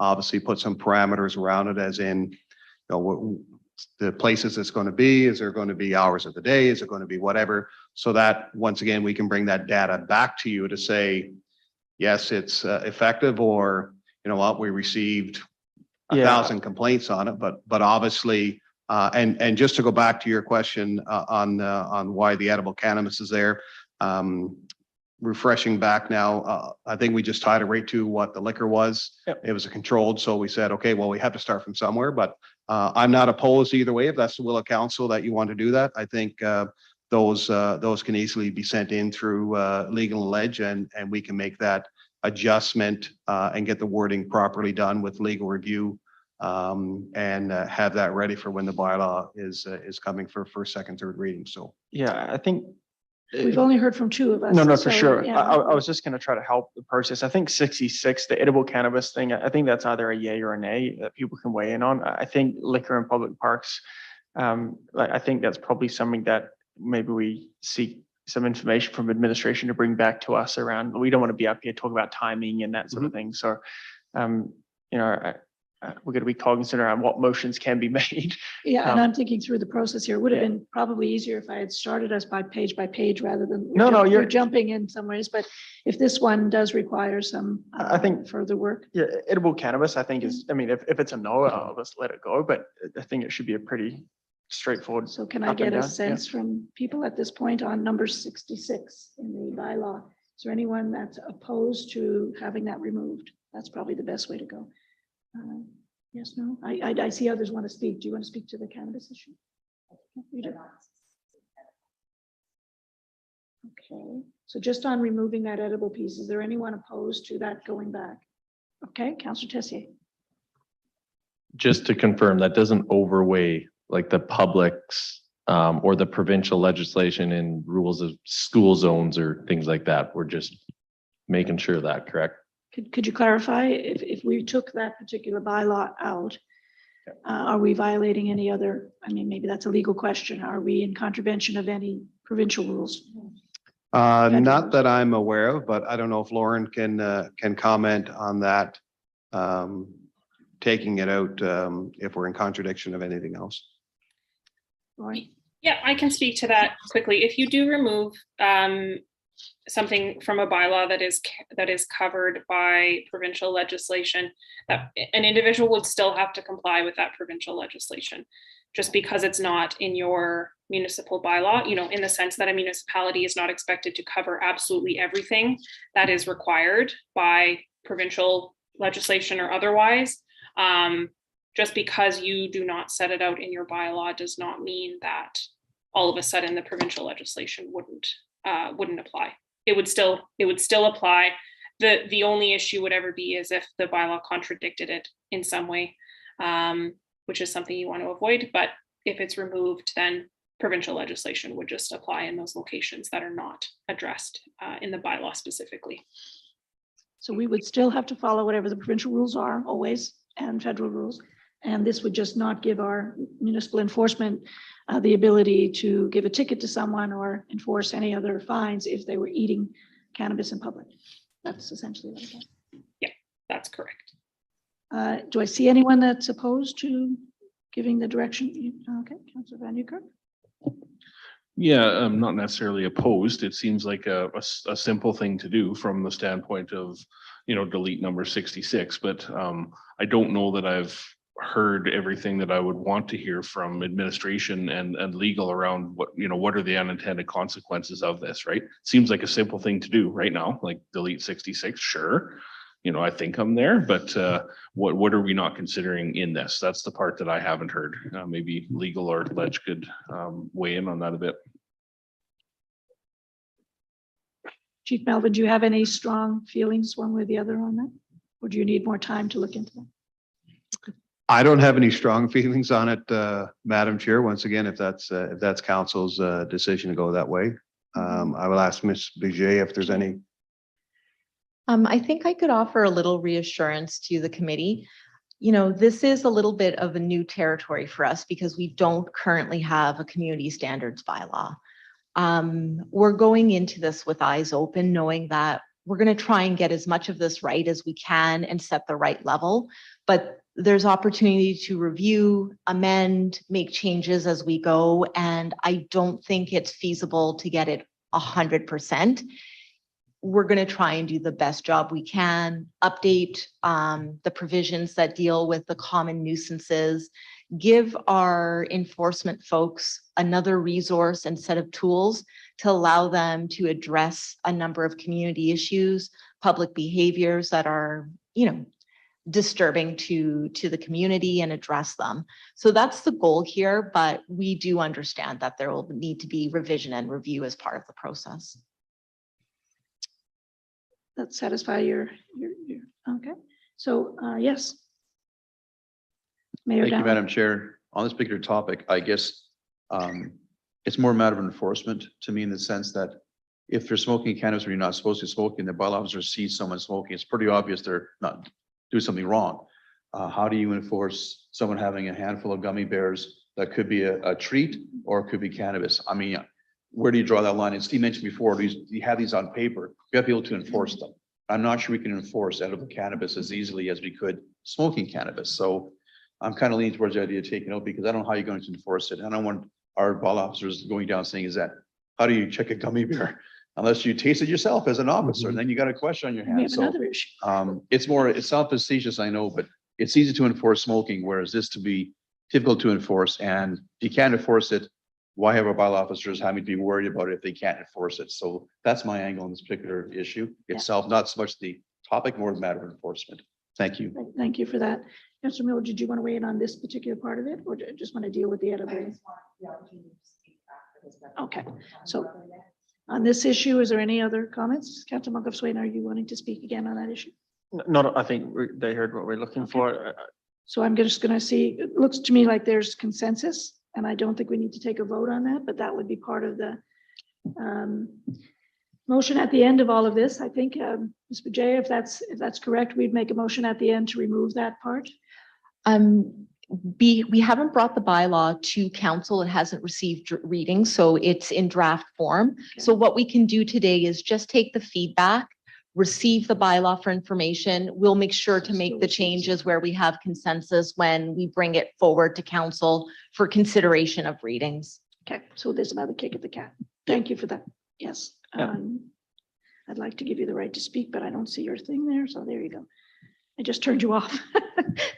You're on again. Yeah, Councillor Monkhoff-Swain. so thank you for the discussion on that one. And then the other one was just around liquor and parks. And seeing if admin, if folks were comfortable with admin bringing back some information to us next time around. I don't think we've got it here in front of us today, but just some thoughts from what the other municipalities are doing. I understand there's a question in here, but I think instead of just admin either listening or not listening to me, be curious if council had any concerns with that, with administration bringing back some information around that next time we have the discussion. Okay, so I think that's information received, and we'll thank you for your on that particular topic, Councillor Tissot. Yes, go ahead. In Europe, are the cities just open to public liquor everywhere? No, well, I mean, it depends, but no, generally there are designated areas, but it's a whole different culture, right? In New Zealand, no, absolutely not, because the culture there of drinking is terrible. Yeah, so like the city of Edmonton is doing, is identifying a few areas within a few parks just to allow people to go and do it. So yeah, we can talk through that once it comes back. For sure, explore that, because obviously if there's issue like the police have, ups or being drunk in public, that type of stuff, just because we don't have it, it's covered in all sorts of ways. It's not like bylaws walking around being like, oh, you have a beer. And just to be clear, you still can't be intoxicated in public, and this talks through here, right? It's, yeah, have a beer or two. Exactly. Yeah, no, I get where you're going. I appreciate that insight, so I'm on board. Thank you very much. So we'll go now to you, Councillor Miller. Thank you for being patient. Thank you very much. I feel like we're spending a lot of time focusing on this cannabis issue, and I'm struggling to find the rationale as to why we can't explore the regulation of growing cannabis in your home and the noxious odors that come out of that. So I know it's a federal mandate, and we're talking provincial when it comes to alcohol, but I still feel like, we talk about parameters that are in place, extra parameters above provincial for alcohol consumption for the municipality to regulate, for you to put in the bylaw. We talk about, just another set of resources and tools. And then we are interested in finding out what other municipalities are doing. So I'm just wondering, why can't we put extra parameters in place or have another set of resources or tools in place to regulate ventilation in homes, maybe proximity for plants to be, away from walls or any way that they can escape the building, things like that. And I'm not saying us specifically have to do this. I'm just wondering, have we looked at the conversations that are happening with the federal government? What extra measures can we as a municipality put in place? Because this is a new topic. But I feel like we're talking about, we're talking about it right here. Why can't we include that with it? Mr. Melvin. I guess, Councillor Miller, from my point of view, I think we're just trying to all catch up with this piece of legislation, and a lot of these things probably weren't evaluated when the legislation was coming down. All these municipalities are now raising all this concern on how do we go ahead and work within the guidelines of the federal legislation. And sometimes that can become challenging, especially if you had very little input on how legislation was created. Stating that we can only work within our powers right now. I know that there may be some changes of that in the future. And once again, with this bylaw, we have the ability that if something comes out that we can now enforce on a stronger a way of doing it, then that's easily done. We can come in and change the bylaw. Understanding it's very frustrating on, well, why can't we fix it right now?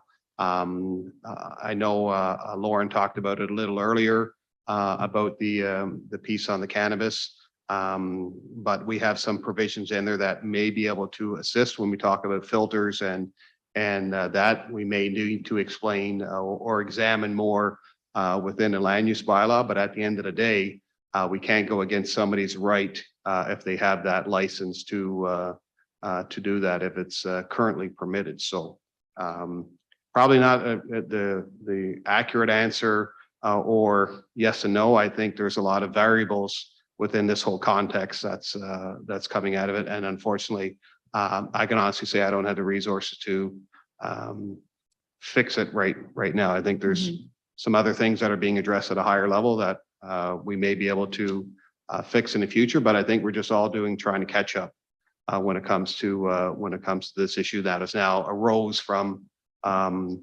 this federal legislation. Right. And I'm not looking for, a quick fix by any means. I guess it's just a little frustrating to look at how we can remove certain measures, quite easily, but we need more measures in place to regulate these things. And so I guess the process is what is a little bit frustrating for me.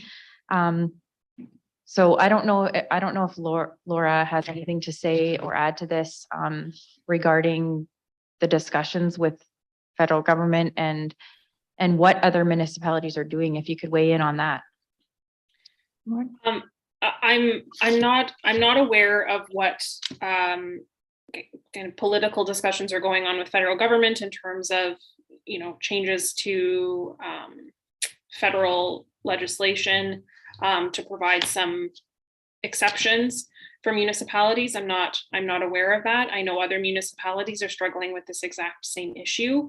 I think as I mentioned earlier, the reality is that you could add things to this bylaw. You could add restrictions. You could say, certain, as you said, like plants need to be a certain distance from windows or doors, or, you could add things as long as those restrictions then don't remove my ability to take the steps I'm permitted to take under a federal license. Obviously that's hard to judge in every single case, but really that is the standard that you're having to look at in this case is, what does the federal license permit, and is what the bylaw is providing restricting that in any way? And that's really going to be the concern. And I think absent some direction from federal government, or like I said, some exception in federal legislation that allows for this, municipalities are going to have their hands tied as to how far they can go to restrict this kind of activity. Yeah, and thank you for that. I hope that we can evolve to the point where we can give the residents, there has been a lot of feedback on this topic, and instead of having really nothing to give them for any teeth in this issue, it would be nice to get there one day. And then last question, just really basic, but I had pets. Are those considered a noise, like annoyance in the bylaw? Because I couldn't find pets in this bylaw. No. So like specifically dogs barking uncontrollably. I believe we capture it under just noise and nuisance. Okay. Obviously, if we get a complaint, we can easily, if it needs to be more detailed out, we can definitely expand on when it comes to pets and barking dogs and And I would just suggest that we do specifically label it in there only because there are so many,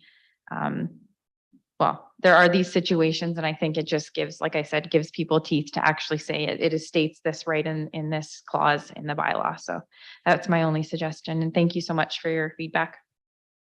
Thank you, Councillor Miller. Good questions. And you're pursuing a line of thinking that I was wondering about myself about the noxious odors. So maybe we'll come back to that. Okay, yes, it was you. I lost your name, Councillor Monkhoff-Swain. Sorry. That's fine. Hopefully this is quick. Under number 19, panhandling, a person shall not engage in panhandling. I struggle with this, having this in here significantly. Most importantly, though, what I struggle with is the enforcement of it.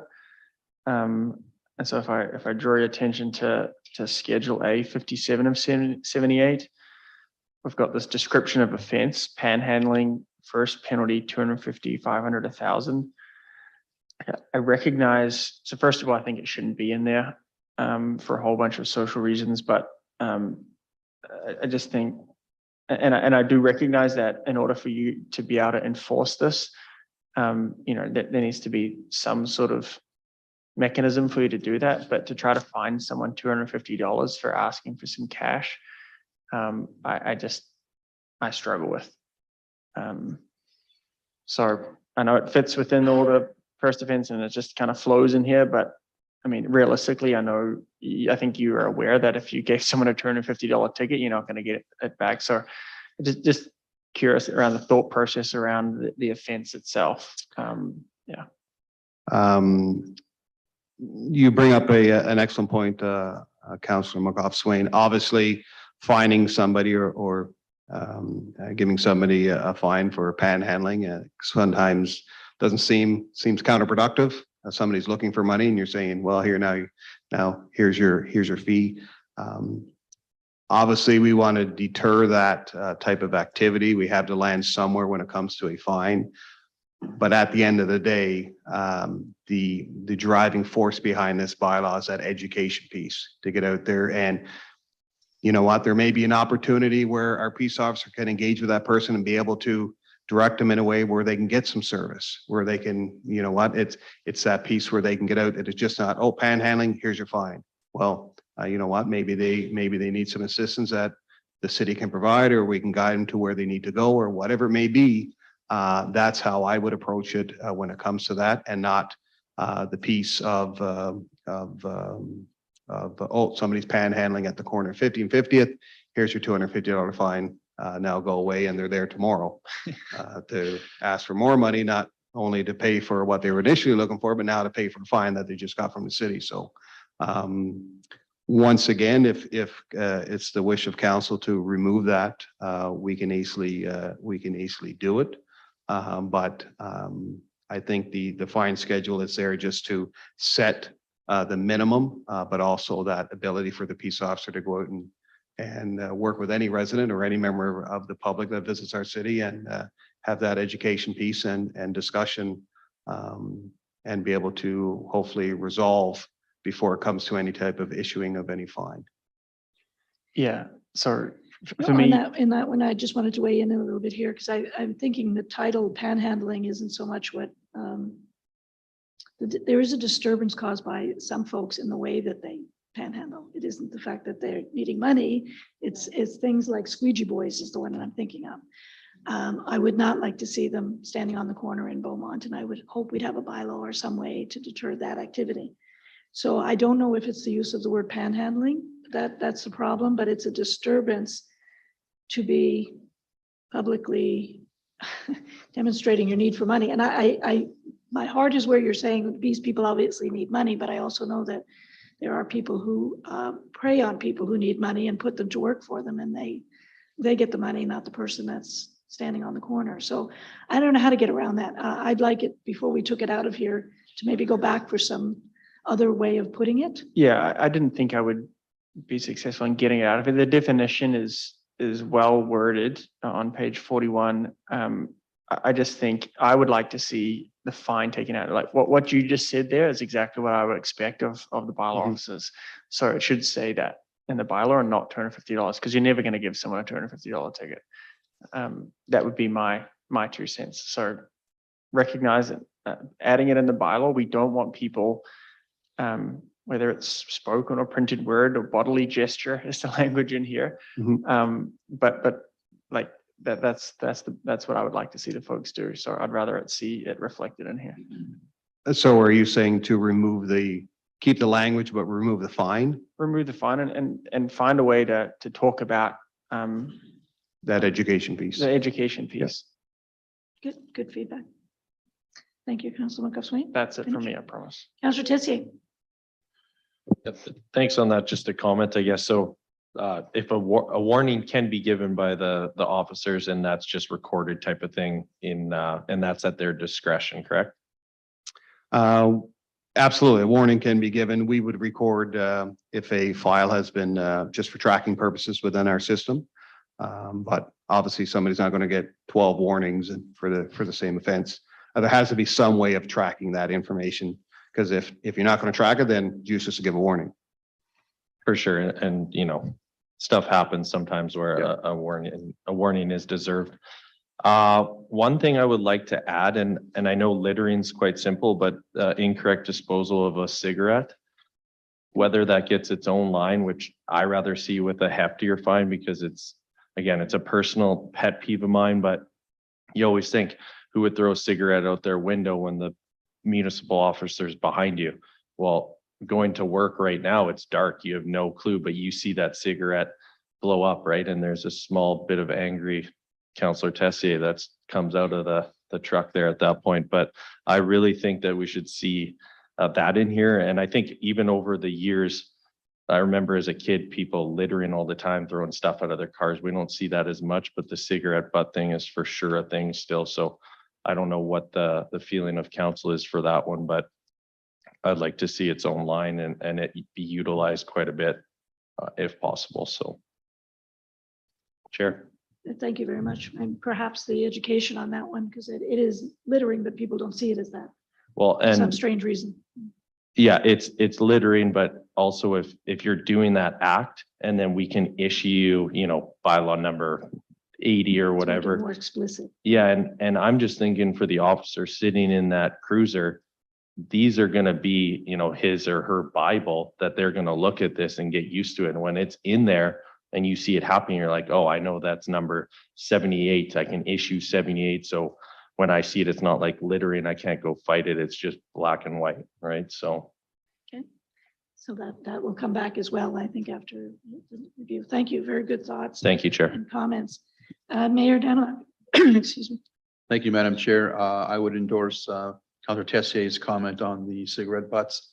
They're far too prevalent, and I think we need to up the fine to motivate people who do smoke not to litter accordingly. They choose to smoke. I get that. That's their choice, but littering is not a choice. And it's pretty obvious they're littering. So thank you, Councillor Tessier, for raising that point. Good evening, Chief.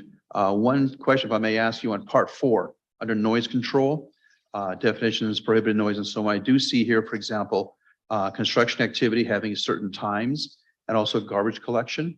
I'm wondering though, regarding house parties and people on driveways, which I've been myself this past summer, having a couple beers in the drive with the neighbors and having a great time, and all of a sudden it becomes 11 o'clock, 12 o'clock, and gets a little noise in the driveway, and we make sure we monitor that. But I don't see in the bylaw here specifically regarding house parties or social gatherings that have a time limit to it.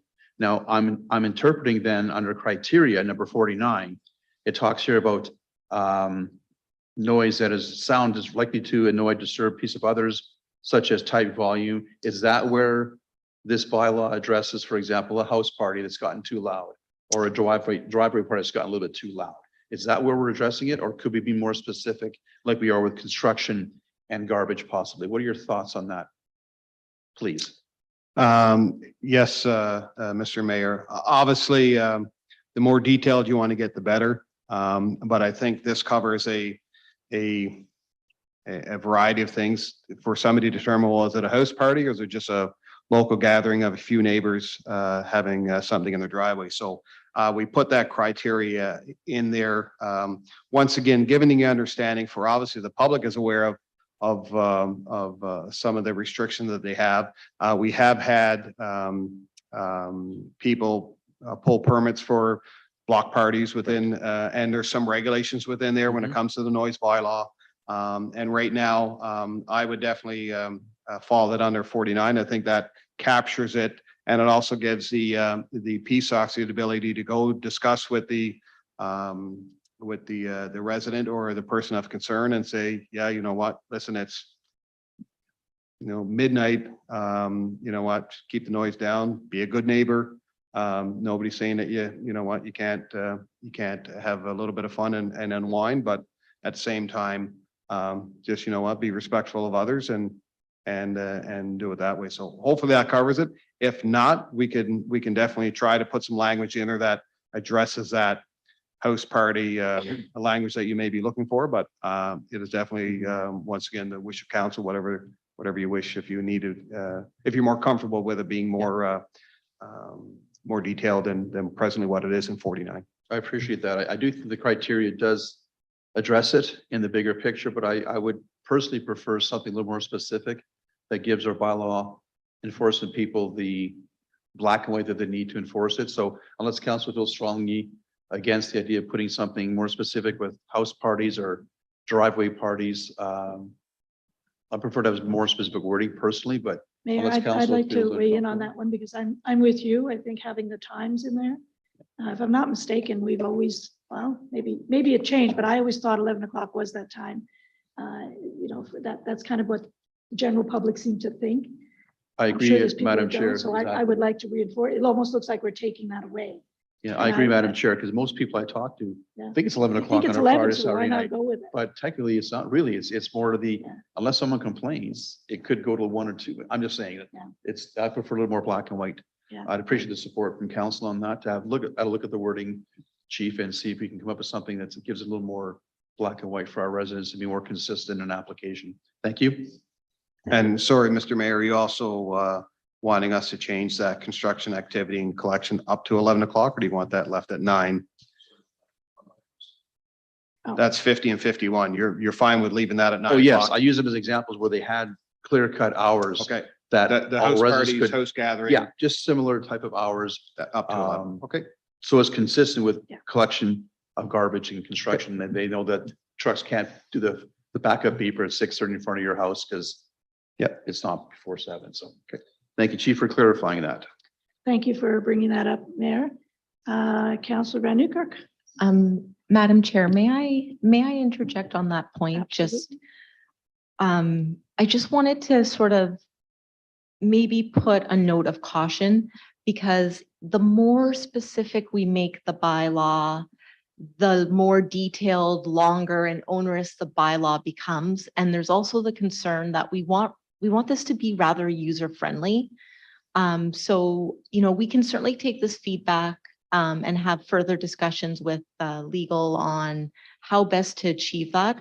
But I think there is a bit of a delicate balance that we want to strike between being too specific with the regulations and having so many regulations, but having enough in there that we can address the nuisances, the problem issues. So I just wanted to sort of add that context. I'm not sure if Lauren wanted to weigh in any further, but maybe I'll just give her that opportunity before we move on to Councillor Van Newkirk with your indulgence. I'll come back to you, Councillor Van Newkirk. I do want to comment on that, and maybe the mayor does as well. I hear you, and it's not to be overly restrictive, but I can think of circumstances in my own neighborhood where, you know, the citizens can do in some ways, their own oversight if it's reasonable to do. And I'm not saying vigilante, not that type of oversight, but if it's known that 11 o'clock is a reasonable amount of time in this community to kind of keep it down, you feel a little more comfortable talking to your neighbor about that. If on the other hand, it's wide open, I think that puts the bylaw enforcement in a difficult position, because they may get called at 9 o'clock. And that's unreasonable on a holiday weekend. So I'm not entirely agreeing with you on this particular one because there's somewhat of a common knowledge. Maybe it's not so common, but it seems to me it is, that 11 o'clock seems to be an okay time to kind of shut it down. And it's amazing sometimes to me because I do live on the golf course and I do hear lots of parties, especially graduation and things like that. And around 11 o'clock, it seems to die down. So it's not everyone, but it's some. That's my point of view on that one. So I would like to see it come back. Anything further, Mayor, on that? I mean, thank you, Madam Chair. Ms. Vijay, your point is well taken. I do think we want to have a bylaw that is streamlined and agreed. I think on this particular point, I prefer something more specific, but holistically speaking, I think you're absolutely spot on. And this bylaw, I think, does a very good job of combining the 5 previous bylaws. It's something that is quite readable and quite frankly, using very plain language. So I think we're on the same page in that sense, but I will keep that in mind going any further comments. But I do think on the house thing, I'm a little more black and white on that one, but thank you for that observation. Councillor Van Niekerk. Yeah, thank you. I'm just looping back to the panhandling thing again here as I've been sitting here and thinking about it some more. What I would say is I hear you and I get it. And as the chair had said, I think it's less about the activity and more about the actions and the disturbance that can be created. And then it was also pointed out the discretion already exists for bylaw to offer warnings and provide education, right? That's been a theme tonight, right? And education is a theme. The one thing I do know is that removing a fine eliminates the consequence of something more happening. So when there is no consequence to an action, there's less of a motivation to modify a behavior, right? So, those are my thoughts. This isn't the hill to die on for me, but I do want to note that when you remove the consequence of that something more happening, the desire to modify your behavior also wanes. Right. And I know you can't get blood from a stone. And I know that you'd have to panhandle harder to pay your $250 fine. I get it. I get all that.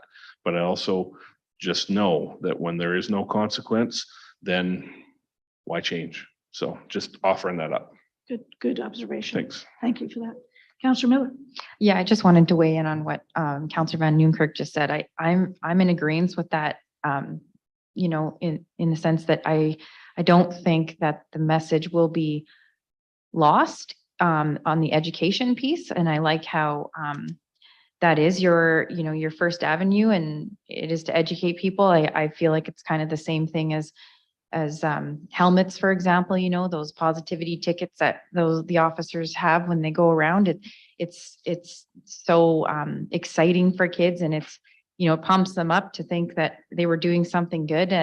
It still doesn't take away the point that it's unsafe not to do so. And I think that's, Councillor Steve hit it right on the head. If we remove that, it's not the best avenue to go. But your first avenue is education. So, I just wanted to say, I think that was a good point. I definitely agree with that. Thank you, Councillor Miller and Mayor Danila. Thank you, Madam Chair. I would concur with Councillor Nieuwkerk and Councillor Miller's previous comments. Thank you. Thank you for that. So I think we're going to have more discussion when this bylaw comes back because we don't all agree, which would be boring if we all did. We all have different experiences and different points of view on this one. So I don't know that we can leave here with exact clarity on that particular piece, but probably will be a result of what you bring back to us in the next iteration. Do you want to say anything? I have a few other questions I want to. No, Madam Chair, I just obviously this process has worked for me because I wanted to get council's input on, what, at the end of the day, we need to draw the line somewhere in the sand. At the end of the day, there's a lot of people that were involved in this bylaw that at the end of the day wasn't just me sitting down with a pen and paper. We had a lot of involvement from a lot of key stakeholders within the city and external. So I want to acknowledge them that for their to getting us to this point, and we'll commit to getting that information to you prior to the first reading of the bylaw. And once again, if there's something that comes out of this that you need some more clarity on, definitely reach out to administration. We can try to answer your questions as quickly as possible. Thank you, Madam Chair. So the ones that I'd like to follow up on, the noise from vehicles. That's one that there's been a number of concerns brought to my attention about that.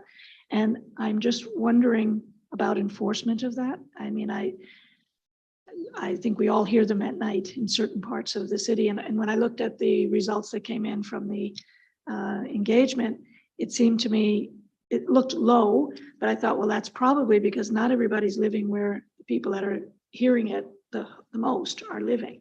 I don't know if that's your experience or not, but I guess that's the first comment. And the second is, how do you stop it? Because, you know, there isn't a bylaw officer standing there measuring the decibels as the car goes by. So I did do some research, and I thank some of the citizens that have done some research for me as well. Again, other municipalities like Red Deer, for example, I think is the most current one that has changed their bylaw, and they're making, it's not just changing the bylaw, it's making a big push about it, whether it's cigarette butts or something else. It's like putting it out there and really letting people know there is a fine if you do this, and then it will curb some of it, but not all. So I'd love your comments on that, because that certainly is a nuisance to a lot of people, especially past 11 o'clock at night. Absolutely. We've definitely heard from residents on vehicles, motorcycles, whatever it may be. To enforce that type of piece within a bylaw is you need the resources to do it. Obviously, having it in, or we have no ability to do that, makes it difficult, especially when we're kind of targeting. We know what time of the day and when that is happening. Presently, right now, the reason why we didn't put specifically vehicle and left it fairly general is that we don't have resources to cover those late hours when it comes to that type of enforcement. Stating that, there's nothing stopping a peace officer is a complaint to go investigating if somebody's motorcycle or a vehicle is causing what they believe to be a excessive noise. We can definitely investigate that. Once again, if it's the will of council to know, we want to be able to provide that service to be able to go out and do checking for excessive noise when it comes from vehicles with a decibel meter. That is something that we would probably have to bring back to see what impact that has on our current programming. So it's not something, and I don't think I'm contemplating this, but if someone has their car or their motorcycle geared up in a certain way that no matter how they drive it is going to make a loud noise, there's nothing in the bylaw right now that says they can't have that machinery. It's only if it's running that we can capture them. Once again, the easiest thing can- would be do is obviously catch somebody in the act where They they're actually have racing to up be making the 241 noise for or, it to be and a lot of enforced. times by the time we get the complaints in, the person's already gone, right? They've either driven up the highway or left the city limits, and by the time we get the So complaint. the only way to enforce it is to have someone after hours be, or in the late hours to be. I would say we would have to dig a little Chasing. deeper on how we could enforce that type of noise enforcement when it comes to that vehicles. I don't think I have that information presently in front of me to give you the accurate answer, like this is the wording we put in, and yes, we'd be able to do it. Well, I'd like to hear more about that if you are able to do that. I see others have jumped in on this issue, or can I? Yeah, okay. Councillor Van Uker. Yeah, thank you. The one piece that I would add on the vehicle noise thing for me is it's less about the noise of an individual vehicle and more about the trends in the community.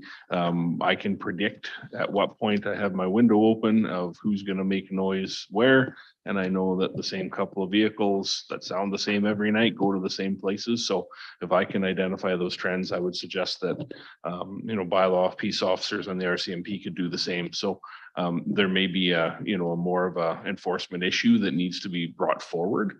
I'm less concerned about the motorbike taking off the lights, and I know that bothers people. That doesn't bother me, but I'm more concerned about the trends in the community that results in the races and the burnouts and donuts and all that fun stuff, right? So yeah, The safety of, Yeah, but yeah, thank I think specifically I was talking, Councillor Newkirk, about the noise in certain parts of the city and certain people that are trying to sleep again. For sure. It's happening. So okay, and happening consistent, right? You can predict what time you're going to hear exactly. people go And I can down. almost, like, I've been Yeah. listening, and it Yeah.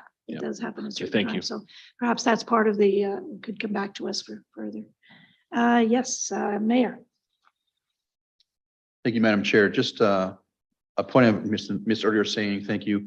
On the fines regarding the construction sites and that sort of thing, under the public survey part, question 6, construction sites require to use a waste container, property, store loose construction material. 88% agreed with that strongly. And I think that's the highest of all the categories was that particular one. And I know we've been in office almost a year, all of us. And I think looking back on my last 11 months in office, complaints I received from residents, fully half are construction site related. And I'm wondering if we could, council may consider increasing the fines under section 41 and 42 on the list of fines that address that specific part of the bylaw. I think those construction sites that are not compliant should perhaps be a little more held accountable. And that would be financially speaking in terms of the bylaws, because fully 88% of our residents feel the same way. And we could all have fielded numerous questions from residents and concerns and complaints about unsightly construction sites and improperly stored construction materials. I will say, to be fair, it's hard to enforce construction material being blown onto somewhere else, because how do they control, how do you know who the piece of paper came from that particular site? That's hard to enforce, but visibly the construction sites that have improperly stacked construction materials, not proper waste disposal, is very easily identified. We have taken steps this past year, administration and council, to do that, but I think this bylaw needs to speak a little more strongly in those two categories based on our residents' responses and our own experiences. So I would encourage council to consider stiffer fines for the first and other offenses on 40, I think it's 41 and 42, where it had the construction site and material containers. So thank you, Madam Chair, for that last comment. Appreciate that. Thank you very much, Mayor. Councillor Miller. Thank you. This is my last comment of the day surrounding cannabis. I just want to make one more comment. On the Government of Canada website, I did find a snippet and I just wanted to read it because I feel like it's applicable to this conversation. Personal production for non-medical purposes. There are no odor control requirements at the federal level for individuals who grow cannabis for non-medical purposes. In quotations, up to 4 plants per household. However, individuals are subject to the rules of their local municipality or government or provincial and territorial authority. So I just wanted to highlight that because to me, that states that we can put measures in place to regulate this.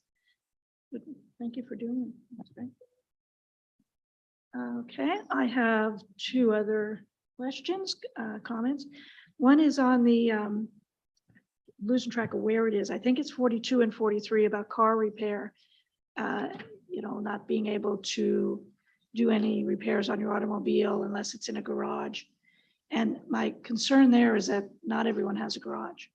And there are some things that I know there are hobbyists, and I also know that there are neighbors who don't like hobbyists doing it after certain times of day either, or making a mess in their yard. I know there are problems with that, but I wonder if that's again one of those areas that we're being very specific, and maybe there. I know discretion will be used, but I also know that neighbors will use this against other neighbors for that purpose. So just so you know, I have some questions about how that is worded. And if you'd like to defend how it's worded now or tell me why, or maybe we could bring that back. Don't know if there's others that are concerned. I know Councillor Newkirk brought it up as well, but I'm not saying it should be anything goes, but I wonder if we're being a little too restrictive there by saying you have to have it in a garage. It's like any repairs outside of the garage. Madam Chair, you're referring to obviously Article 43, where it says the work is done in a garage that is capable of having the doors and windows closed. Once again, if it's the wish of council to allow it to be permitted in one person's driveway, then obviously we can add that piece in if that kind of provides a solution to your concern on, well, what if somebody doesn't have a garage?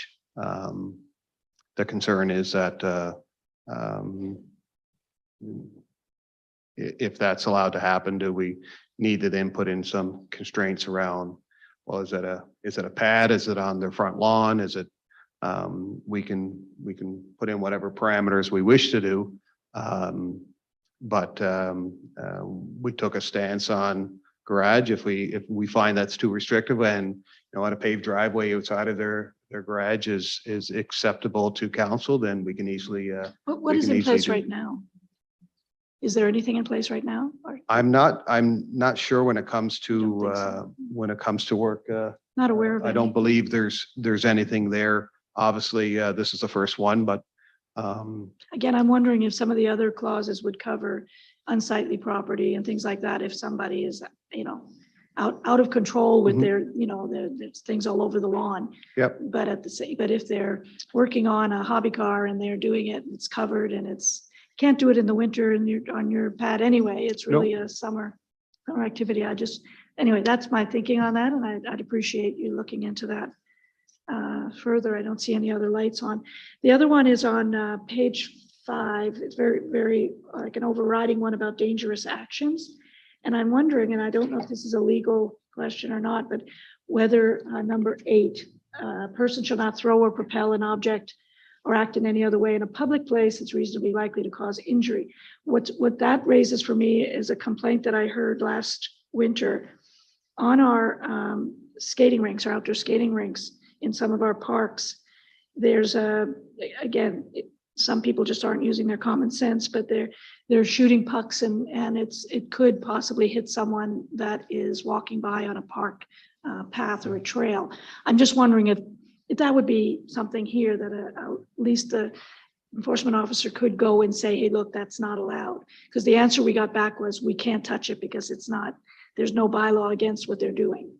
And it didn't make sense to me at the time. It still doesn't. So I'm just wondering if that would cover that type of situation. And if I need a legal opinion on it, that's. it gives the bylaw officer some leeway to have that discussion with, Could at least have the discussion because I with who, don't think it was logical to say. yeah, no, with the, what's happening on the frozen rink. And it goes back to the underlying approach here is that education piece and having that Right. relationship with the public on, you know what? Yeah. This is the reason why we don't want this because this may happen, right? Right. So Okay, so I'm not out of line thinking that could be used in that respect. where I don't think it would be acceptable to stop hockey on a frozen rink in the wintertime. So All right, I don't see any other buttons being pushed. It's probably because we have a 7:30 hard stop for some dinner. Oh, there's one.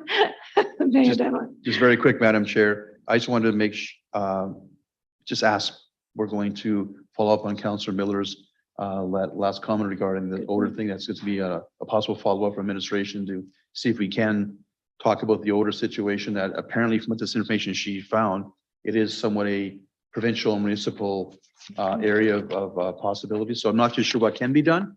But Mayor, I perhaps, think we have several follow-ups. The other one is the Councillor Van. I didn't hear you say you have a follow-up on that one. I don't want to ask you to, Okay, if you yeah. put on your list, if you could, please, Madam Chair. Definitely. Thank you. I know you've been keeping notes and I've been trying to keep notes, but it is a little difficult to keep track of all of this because I didn't quite handle it in a way that was logical.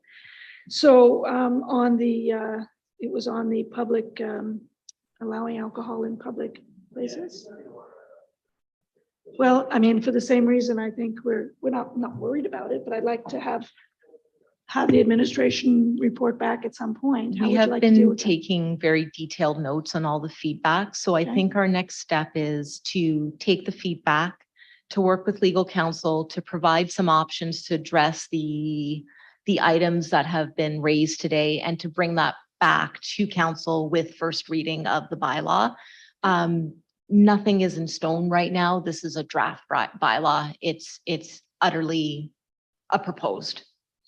Okay, so do you need anything further on Councillor Miller's comments about the? I think we cannabis understood odor? Councillor Miller's point, and we understand that council would like us to bring back some options for what we can do within our legal limits to try and address that nuisance concern around odor with related to cannabis specifically. So we will endeavor to bring back options that are available for consideration. Well, great. I think that went better than I expected because I thought this is a huge bylaw. And how is that going to go? But has everyone brought forward what they? You are a problem child. We have problems with you. Thank you very much, Chief. That was great. And I hope it wasn't too painful for you. You have a lot of work still to do. never, but, Madam Chair, every opportunity that I can interact with and thank you to council our is lawyer always, that was positive participating. and beneficial. So, yeah. Thank you very much. And so we do need a motion to, and the mayor, would you like to make that motion? Thank you, Madam Chair. I move that the September 20th, 2022 overview of the draft community standards bylaw report be received for information. Thank you. Thank you very much. Please vote.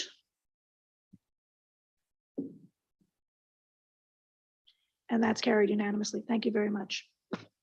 I believe it's very close to 7:30, which is the time that we were going to stop and have a bite to eat, I think. And then we'll be back in session for council inquiries. So.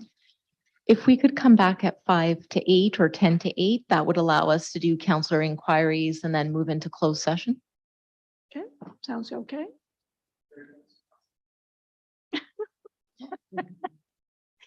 We'll be back around 10 to 8.